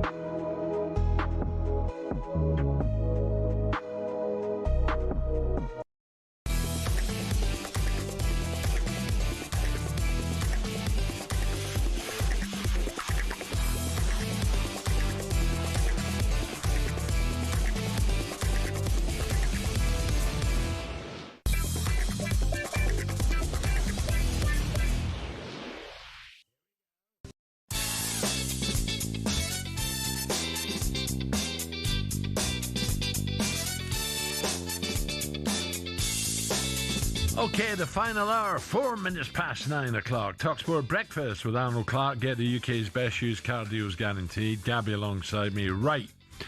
Still to come before 10 a.m. We're going to be joined live in the studio by the man who said this about our very own, Simon Jordan. He's obviously got some kind of interest in boxer because he is so far up Ben Shalom's arse, like you could barely see his blonde hair dye. Oh, whoa, bit strong. I don't like that, Al. Simon's our colleague, Al. I can't have that. I found it funny. I want an apology from Frank Smith. Simon's my good friend. I don't like that at all. Yep, CEO of Matchroom Boxing, Frank Smith, will give us a but well said, Frank. On Conor Benn's attempts to finally win a fight against the Eubanks, as well as a controversial fight in the offing between AJ and Jake Paul. What about that one? Remember as well, Simon against Eddie Hearn. 3 gets underway after 10 o'clock today on the mid-morning show. Now, though, back to football. Thomas Tuchel told talkSPORT's Kane, Bellingham and Foden, they cannot play together. But surely Bellingham, he's got to start, hasn't he? Hey Jude.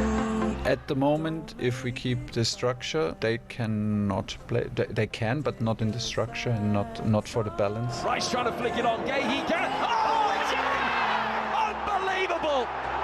A Jude Bellingham overhead kick has spared all the blushes in the world. I honestly think there's a part of Tuchel doesn't want to start Jude Bellingham. They can't get to him, Jamie. You know, you've got a superstar that they can't get an interview out of him. They don't know much about his life, and they can't handle it, people in the media. Jude Bellingham is England's best player. He plays for Real Madrid. He's won the Champions League. I think Phil Foden was Player of the Year a year ago in the Premier League. How would you get those players in? It's interesting one, isn't it? Tuchel there talking about his system he likes. Jude, you know, he can't fit them all in.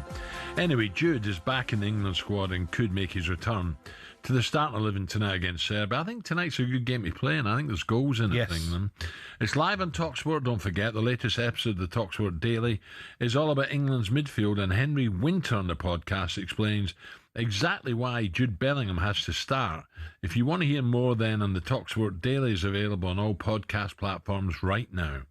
So Phil Foden has also been brought back into the fray, but as we've been talking about all morning, Thomas Tuchel drew more attention to his selection, speaking to talkSPORT's Faker Others just yesterday.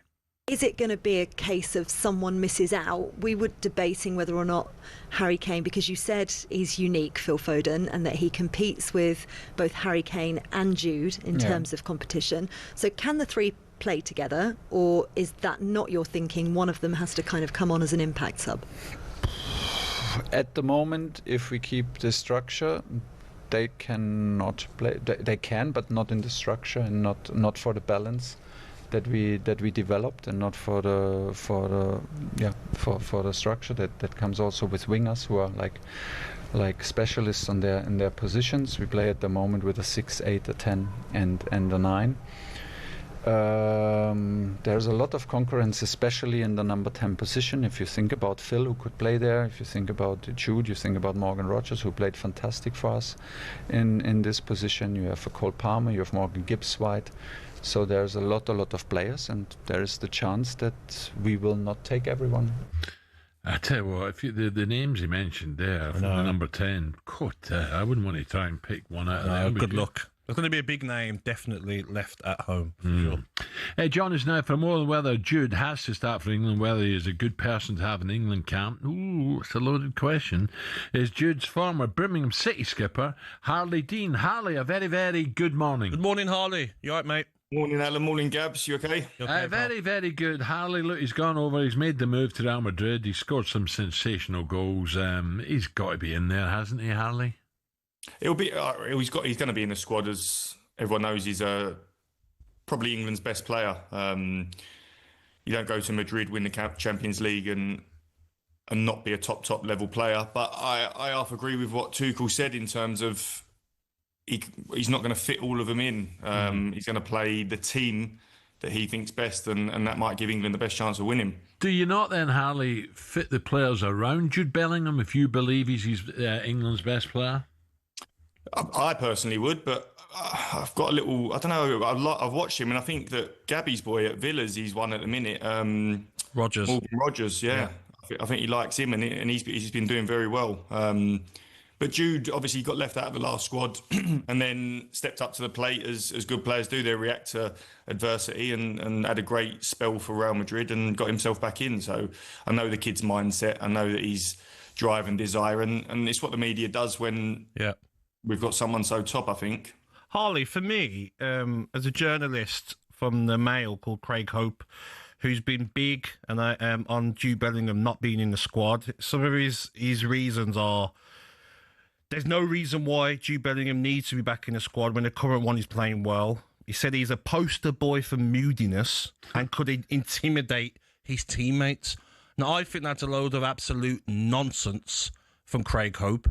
Jude Bellingham, his mindset, everything about the way he plays the game is what we need going into the World Cup. And you played with him, you was his captain. What was his mindset like in training and in games? I think them comments are just someone that ain't played football, aren't they? Yes. Like, do you know what I mean? So he's obviously got a different mindset to probably even some of the players in the England squad. That's why he's where he is. And there's different mindsets all the way down. You've played in the Prem. I haven't played in the Prem. So your mindset's probably a bit different to mine in terms of getting to a higher level.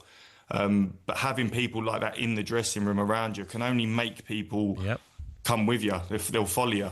And he's a leader, even if he might not be the most outspoken or say stuff in the press. People will follow him, his daily habits, the way he acts, all the things he does. And if you've got someone like that around you, it's just going to benefit everyone, as I said. I think there's a lot said about him by people that don't know the ins and outs of football. His desire to win is huge. And if that can help... Was he like that at such a young age when you was at Birmingham City with him? Was he very was he outspoken? Was he sort of not arguing with his teammates, but like having to go with his teammates even at that young age? Because that's what I've seen of him in his career. He was never outspoken. He weren't shy of saying anything. Yeah. But I always remember he would, if you had him on your team at 16 in training, you won. Simple as that. Every day in, day out, the best player.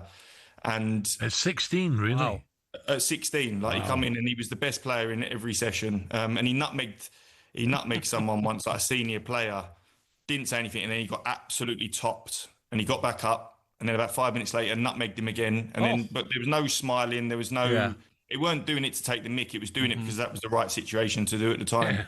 And he just took it. It was quite old school in terms of football at Birmingham, like the way we were as a group, the people that he had around him, and he just got up, picked himself up, done it again, and I feel as well though, Harley. I know Alan agrees. Is that we like to do this to our superstars. Done it with Beckham, done it with Rooney. Yeah. Bellingham's the one now that some of the media want to pick on because they can't get to him. They can't get a sit-down interview with him. They don't know anything about his private life. I feel they're the reasons why some journalists are going against him. Yeah, we've done it for generations. I think the first one I remember is Beckham. Then we've done Rooney, John Terry. Like we do it to everyone, don't we? We try and they get themselves built up to the top of the level and profile and stuff, and then we just try and break them down, especially just before tournaments and stuff, because bad news sells, doesn't it? There's never anything positive anymore, which is a shame. But I know the kid, I know his family, and they've got the mindset, they'll shield him from all of that, and he'll just get on and do what he does. Do you know, a lot of great players, whether it just be football, snooker, race riding or whatever, tennis, you name it, the real top, a lot of them are a little bit aloof, a little bit arrogant, but that's because they believe in their own ability so much they doesn't care what you think, you know. And I agree, we do have a tendency to build people up and then smash them here's when one things for you. go wrong. And we show, and I think I'm not saying they don't do it in other countries, but I think we're probably one of the worst. Well, here's one for you lads. Like Jude Bellingham's 22, Harley Allen. He's already had 41 games in the Championship, 44 caps for his country, over 50 games in the Champions League, 60 games in La Liga, 92 games in Bundesliga, 22, and he shouldn't be part of the England squad because he's moody. Like, what has football come to, Harley? Yeah, it's ridiculous. And do you know what? He didn't get picked for the last one, did he? He was injured. And no disrespect to the teams that we played, but was it Latvia and someone else? Like, he don't need to play in them games. He can join him when he was ready. He weren't up to speed. England can win them without him. Like, it was probably a nice rest for him just to go and get some work in, maybe a bit of downtime or something. As you just said, like, his numbers are crazy. I'm pretty sure I read that he's the quickest under 21 to get to 50 or something in the Champions League. Harley, no one's standing there saying he has to start. Maybe he doesn't start the first game, but he comes on, affects the game, scores a winner, starts the second game. It's a long tournament. No one's saying Bellingham should start no matter what. Stages, if we got to the latter stages, I'd want him in them big games. Exactly. With high pressure. Definite. I agree. He's played in them games already, and they wouldn't affect him. Do you know what I mean? I tell you who else gets a bit of stick. His dad. Does his dad interfere too much? Did he interfere when he was a young kid at Birmingham, or was he just trying to look after his son? I think he's just trying to look after his son. I mean, Mark, like Jude, dropped a few shirts off for my boys, and I got a buzz on the gates, and Mark come and delivered himself, turned up, dropped them off. Obviously, Jude is over in Spain, but I've got two boys now. They're playing football, and if I could emulate the way he's done it for his kids, you would, wouldn't you? And again, people are going to try and pick holes in that and say bad things about this, that, and the other. But what he's done for his kids, I'm sure they're happy with him as a dad, and that's all you want as a father, innit? I tell you what you want to do, Harley, is them Blues training ground gates. You want to keep them shut because Gabby's there next Thursday. That was paddle, Gab. You know what, mate? I've been a loser most of my career, to be honest, Harley. Nothing's changing, mate. Any sport I try, I lose at, so nothing's different, mate. Harley, what about Blues this year? Can you get up? Can you get in around them playoffs? Can you get up? I think with the squad they've got a chance. I think that the championship's tough this year. Obviously, Coventry are flying. You've even got big teams like Sheffield United that are really struggling. And there's a few teams. Mill will always be in and around it. Stoke, how are they doing it? I know. Yeah, I mean, I don't think they've finished in the top half for 5-6 years or something like that. So maybe they've finally got it right. But the manager carousel started now, and you've obviously lost Manning and lost Sheehan at Swansea the other day. So everyone's sort of panicking or getting to the stage where they need to start seeing things. So it'll be interesting, but I do. I've seen Blues a few times, done a bit of commentary for them, and they've got some good players. They've got a good squad. It's just finding that balance. That even if it's not this year, though, do you know what I mean? They go again in the summer, don't they? Bring in more players. Maybe it's next season they go up. What they're doing behind the scenes, like my boys are in the academy, and I'm turning up what it used to be our first team training ground at Knighthead Park, and it's incredible. Like the money they're investing in just everything. So they're doing it right. They've got the right owners. They obviously got a long-term plan where they want to get. If it's not this year, so be it. but I think they will get there eventually, and that'll be great for the city. 100%. Yeah. Be good to get back to that derby. 100%, mate. Harley, great to talk. Thank you Legend, very much. Harley. Speak Thank later. you, pal. Thank you. Harley Dean, Thanks, guys. Man, Harley. Blues skipper, of course. Right, Graham Guch coming up. A lot going on ahead of the Ashes, of course. Gucci, big West Ham fan. He won't be happy with his football. Is he happy with Ben Stokes? We'll find out next.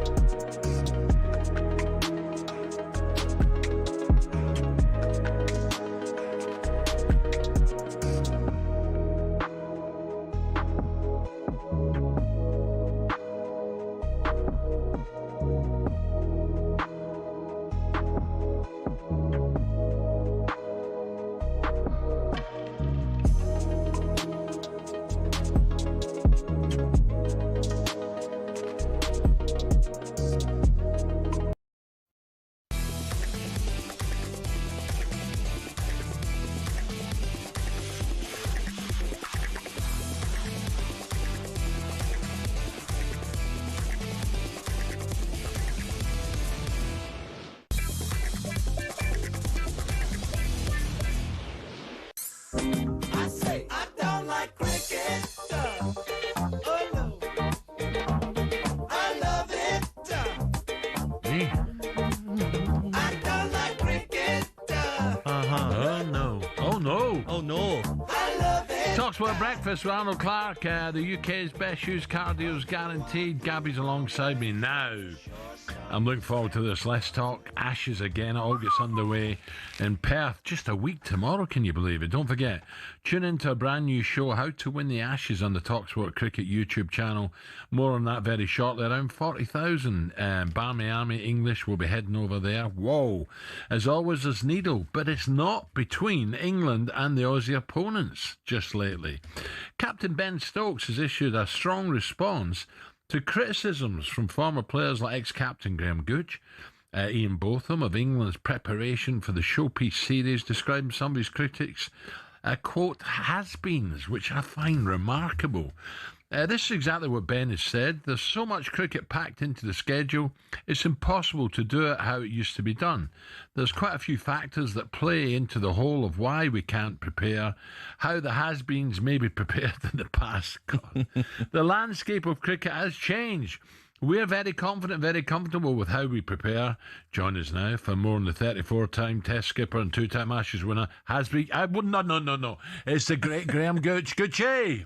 Morning. Good morning, Graham. Alan. How are you? I'm good. I'm not going to mention West Ham, but I'm going to mention... We're on a roll. 2 games. I know.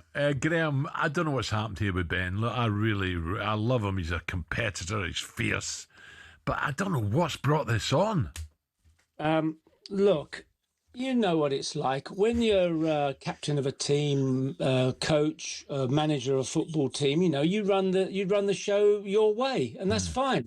And you know, you live and die by your results. If you win, you're a hero. If you lose, you can be a zero.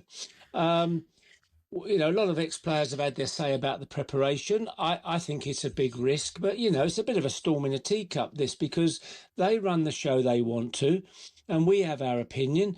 History shows that you need to win or do well in the first test. And when we won in 86, 2010, we drew. We won in 86 on the first test. In 78, we won the first test in Brisbane.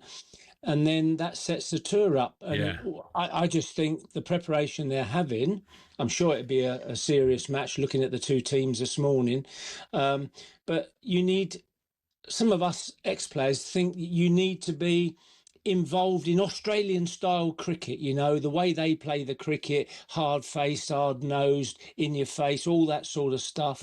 You need to get used to that. And a couple of games, I think, would have been advantageous. But they are quite entitled to do it their way.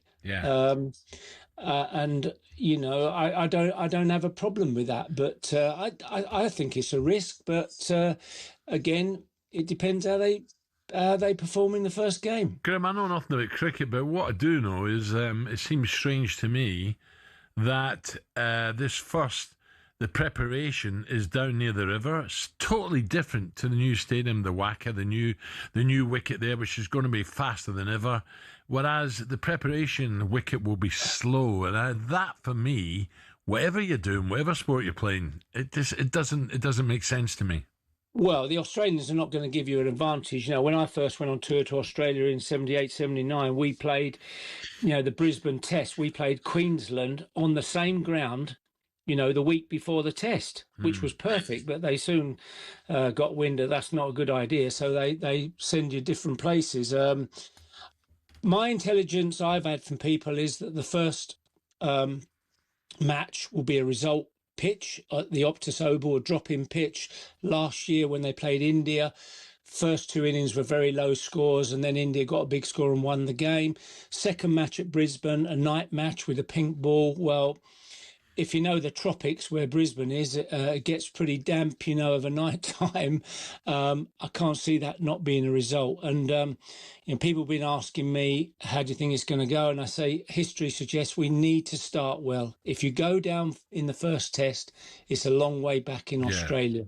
And I think that's why some of the ex-players have, you know, raised an eyebrow about the preparation. And I have to put the record straight about him saying that the schedule with, you know, the Sheffield Shield matches and all that sort of stuff.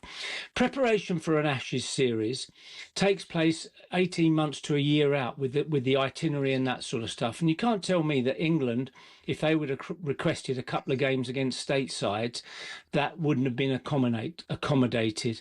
That doesn't make sense to me. But you know, tours nowadays are a lot shorter than they used to be.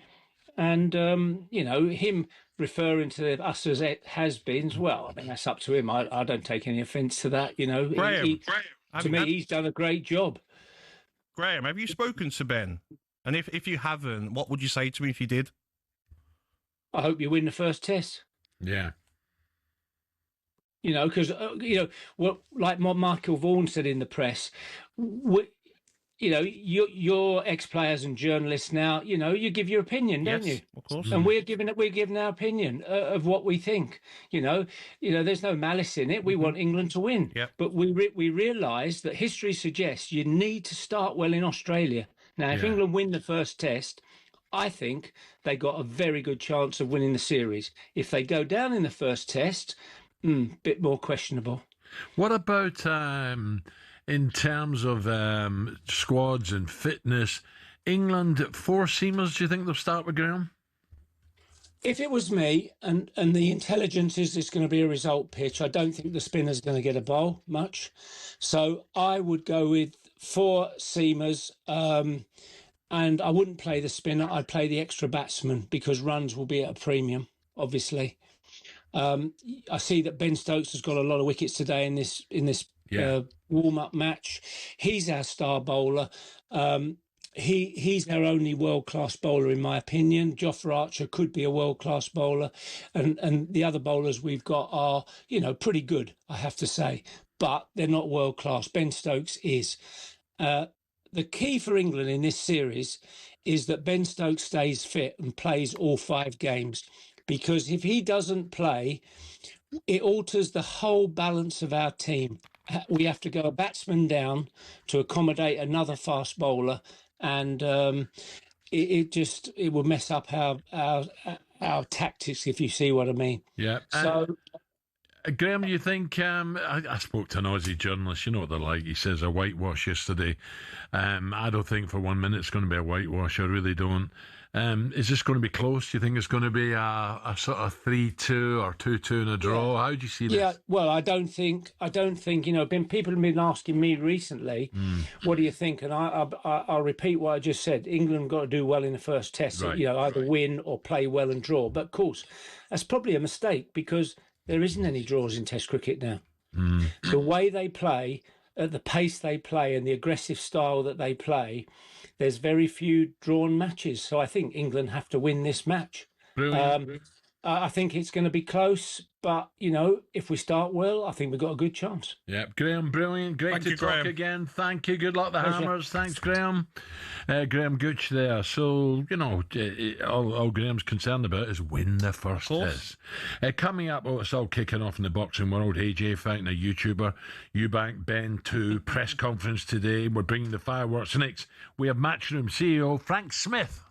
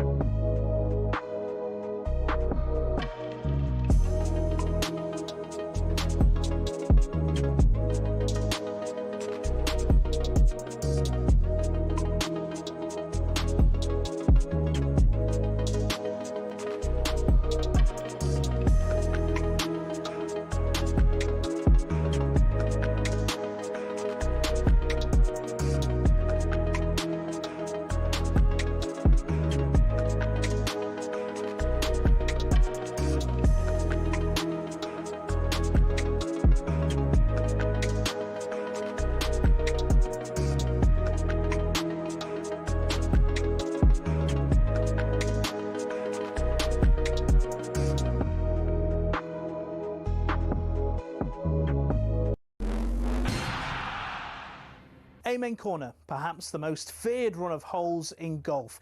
Each year it claims the tournament hopes of many, with balls hitting bunkers and water traps aplenty. But why is it so fearsome, and where did it get its name? Just the thoughts of holes 11, 12 and 13 at Augusta National gives the likes of Rory McIlroy and Jordan Spieth the shivers. McIlroy hit 3 over and Spieth hit 4 over in their final rounds to blow their hopes of a green jacket in 2011 and 2016 respectively. But did you know Amen Corner's name is inspired by a jazz song from 1933? American sports writer Herbert Warren Wint, on the left here, wrote about it in 1958, referencing the song shouted in that Amen Corner when describing the run. Hole 11 is a par 4 over 520 yards with a green guarded by a pond and bunkers to the front edge. 12, perhaps golf's most famous hole, is a par 3 over just 155 yards. The green's guarded by Rays Creek at the front, more bunkers and azalea bushes ready to punish the smallest error. Then there's the 13th that teases the hook shot over the trees. It's a dogleg par 5 over 545 yards that's inviting for big hitters who want to reach the green in 2. If you want to win the Masters, you have to keep your score down around Amen Corner. So who'll be the next to fall victim to golf's most famous and most daunting challenge?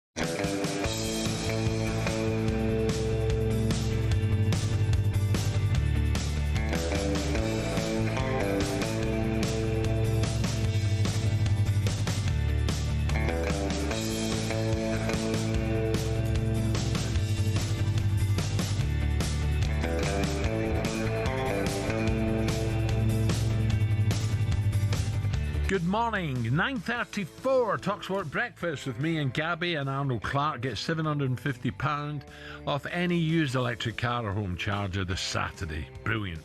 Chris Eubank Jr. and Ben meet again in a highly anticipated rematch. Let's take a look ahead to the big fight now with DAZN. Big fight preview, Eubank Jr. versus Ben 2 on talkSPORT with DAZN. Watch the unmissable rematch live this Saturday, only on DAZN. I'm neither mind nor thought. I cannot be heard or cast into thought, nor by sight or smell ever caught. In light and wind I am not found, nor yet in earth and sky. Consciousness and joy incarnate, bliss of the blissful am I. The purpose of it is always that we are entertaining the public. He's here! Both guys here! Going for it! So I have nothing to say to Nigel. I find the man intolerable in that he's so wild. All I wanted to do was rip his head off. after an atmosphere and a contest like this, they surely have to do it again. What did my son want to do? Rip his head off. Sympathy, then his toenail, sympathy, the ambulance, sympathy. One of the toenails on my big toe fell off. When is he going to understand? Nobody cares. These rivalries do tend when they share their souls in the ring for our entertainment. Never seen anything like this! The souls and the spirits entwined forever. Yeah, just 2 days away now. Can Matchroom's Ben avenge his loss to Chris Eubank Jr.? Boxer Eubanks, remember, won the first fight by unanimous decision back in April. I was just watching on the screen there when the verdict was given and the judges, and you could see Ben gutted. Eubank has caused a stir in the build-up by claiming that his ambulance was blocked from leaving the Spurs Stadium once the fight was over. But on Jordan and White, Ben's father said the claims were absolute nonsense. Founder of Boxer Ben Shalom was in the very studio yesterday morning, He hit back at Nigel Benn for claiming that Eubank got to hospital before Ben. Have a listen to this. I mean, that's a load of nonsense. I was surprised to hear that. I think Conor Benn did a press conference with Eddie Hearn after the fight. So, of course, Chris got to the hospital first. Chris had to go straight to hospital for precautionary checks in the end, but he's waiting there for 20 minutes. He was. I'm not going to put blame on anyone. Obviously, something went wrong that night, and it could have gone seriously wrong. Well, I wasn't there. We couldn't get him out of the stadium. Ben, I wasn't there, but what I do know about the stadium, I've been there, and it's hard to get out of. It's one, as you said, it's one of the hardest places as a fan as anything. I've been there for football.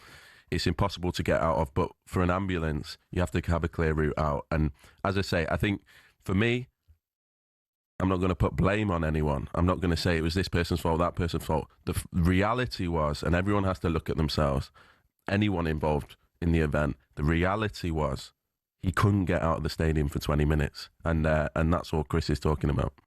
So who's telling the truth? Let's find out. CEO of Matchroom Boxing, Frank Smith, joins us now right here in the studio. Morning, Frank. A very good morning. Frank, we're looking forward to the fight, big star, but just let's put this to bed.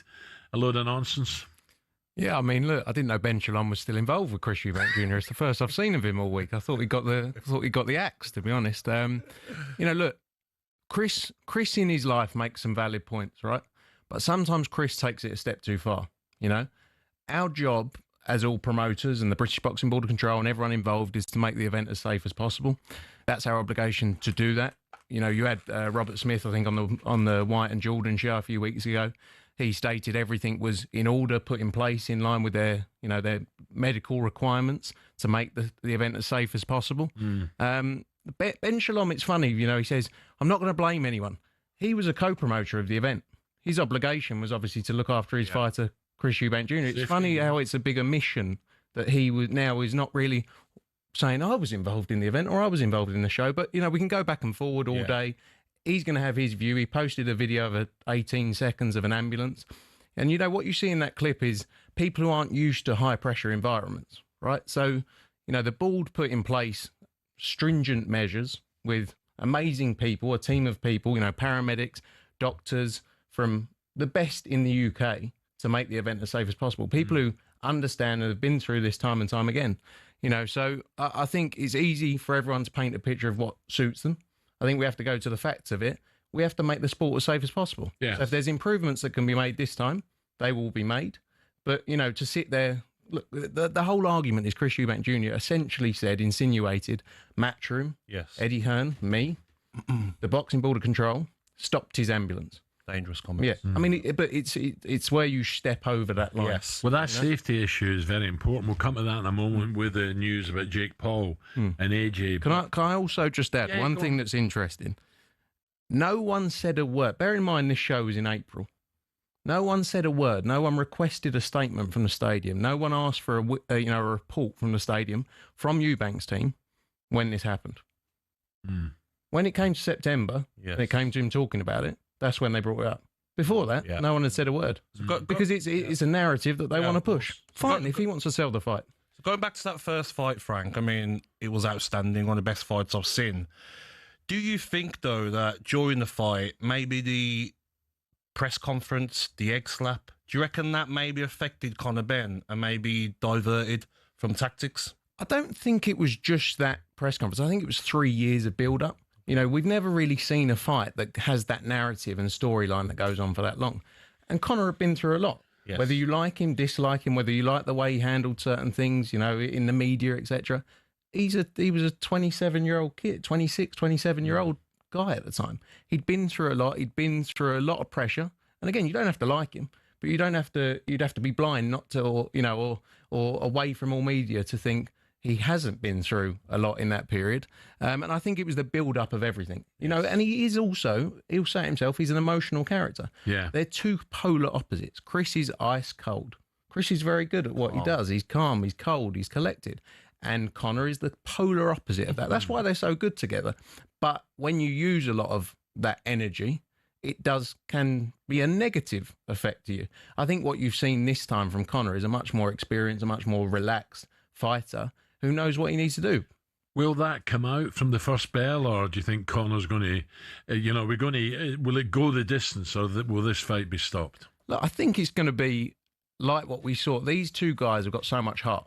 And when I got stopped from talking last time in the press conference, I was actually going to say, you have to give them respect, right? Because they're there because of their fathers. Let's be like, as in, this fight wouldn't be in a stadium, wouldn't be the magnitude it is without their fathers having done what they did.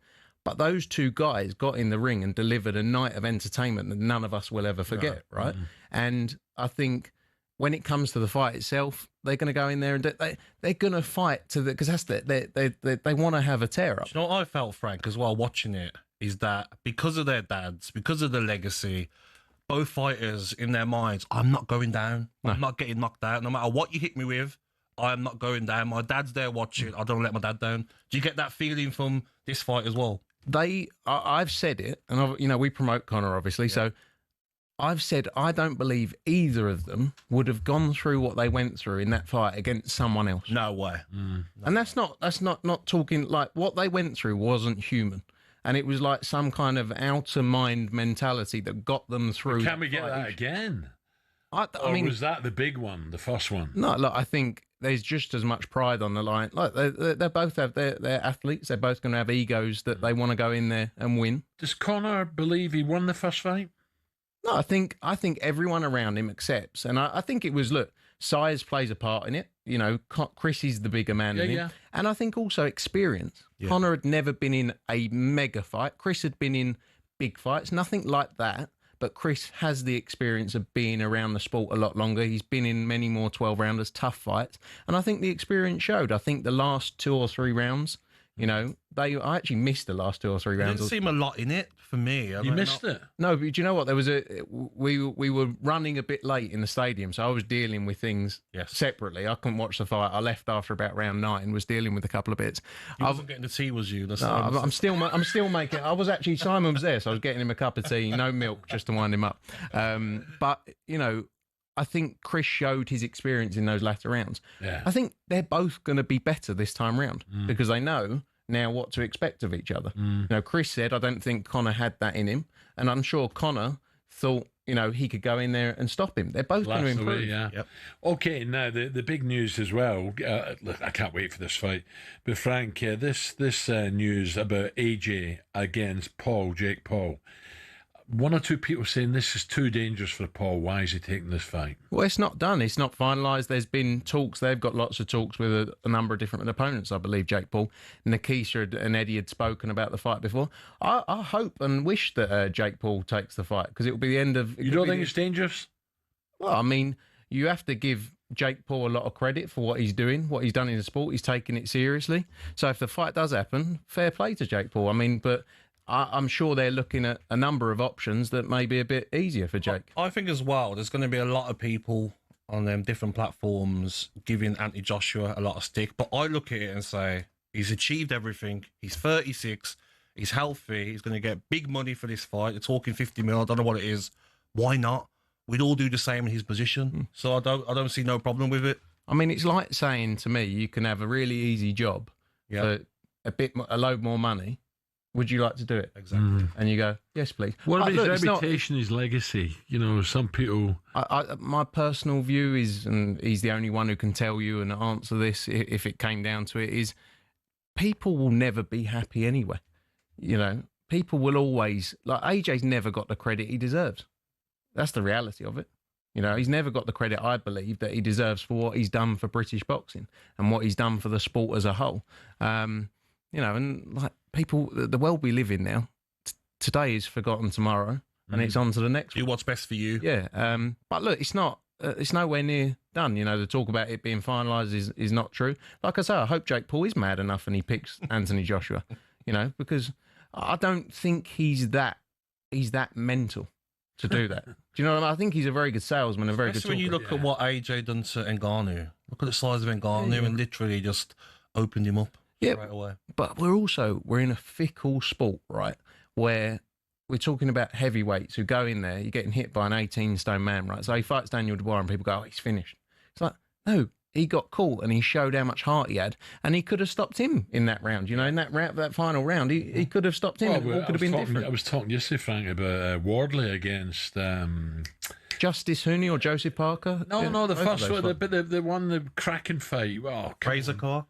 Yeah, Fraser. Yeah, Fraser Clark. Yeah. What a fight that was! And Fraser, for me, you know, it was a draw the first one. Then Wardley knocks him out. You know, and look where Wardley is now. Amazing. Yeah, but also, and I say that, like Joseph Parker, the run he went on to do as an example, like especially heavyweight boxing, I think is completely different to the other areas of the sport. But it's part and parcel of the game they're in. AJ will be back. Let's see who it is next. I want to ask you most important question of the day, though, is that I hear you're with Chris Eubank's sister in relationship. Yes. So where's that one come from? It's not my script. So who are you hoping wins the fight? When you go home, how do you speak in front of the missus? No, look, I've been with my missus for coming up to 10 years. So she doesn't get involved in that side of thing. You know, she's not interested really in the interviews and all that mess. I always say I push for this fight to happen time and time again, the Eubank-Ben fight, because it's the biggest fight for both guys. And ultimately, my view has absolutely zero relevance to what happens in the ring.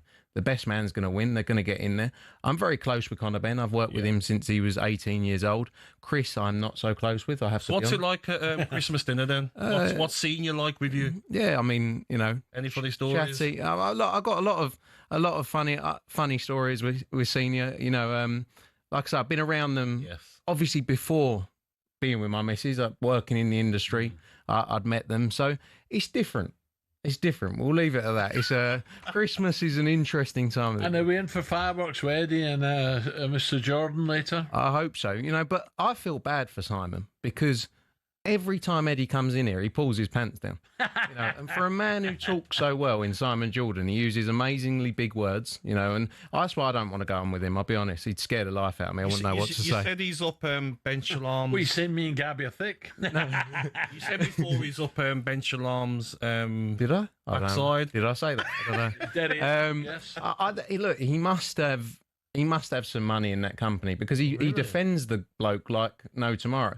And Ben Shalom, I'm not his biggest fan, I'll be honest. I mean, you don't have to watch a few interviews. But I don't know. He's very much his favourite. Simon and Ben definitely have a special relationship, whatever that is. But don't miss it. Jordan against Eddie Hearn. It's going to be another big victory for my man Eddie Hearn. Also, so quickly. Oh, you look at the clock, will you? The press conference. Yeah. Today, will Chris Eubank let Eddie speak? I don't. Well, last time at the press conference, I got swapped in. It was like WWE. I was tagged in at the last minute. I didn't know what to say. He didn't let me speak either. But let's see. Well, there could be surprises in store. We can't wait. Looking forward to all of it, mate. Thank you. Thanks very much. Thank you. Okay, Gab, 10 minutes. Sorry, mate. Sorry, is it 10 o'clock? Sorry. Big Fight Preview, Eubank Jr. versus Ben 2 on talkSPORT with DAZN. Watch the unmissable rematch live this Saturday, only on DAZN.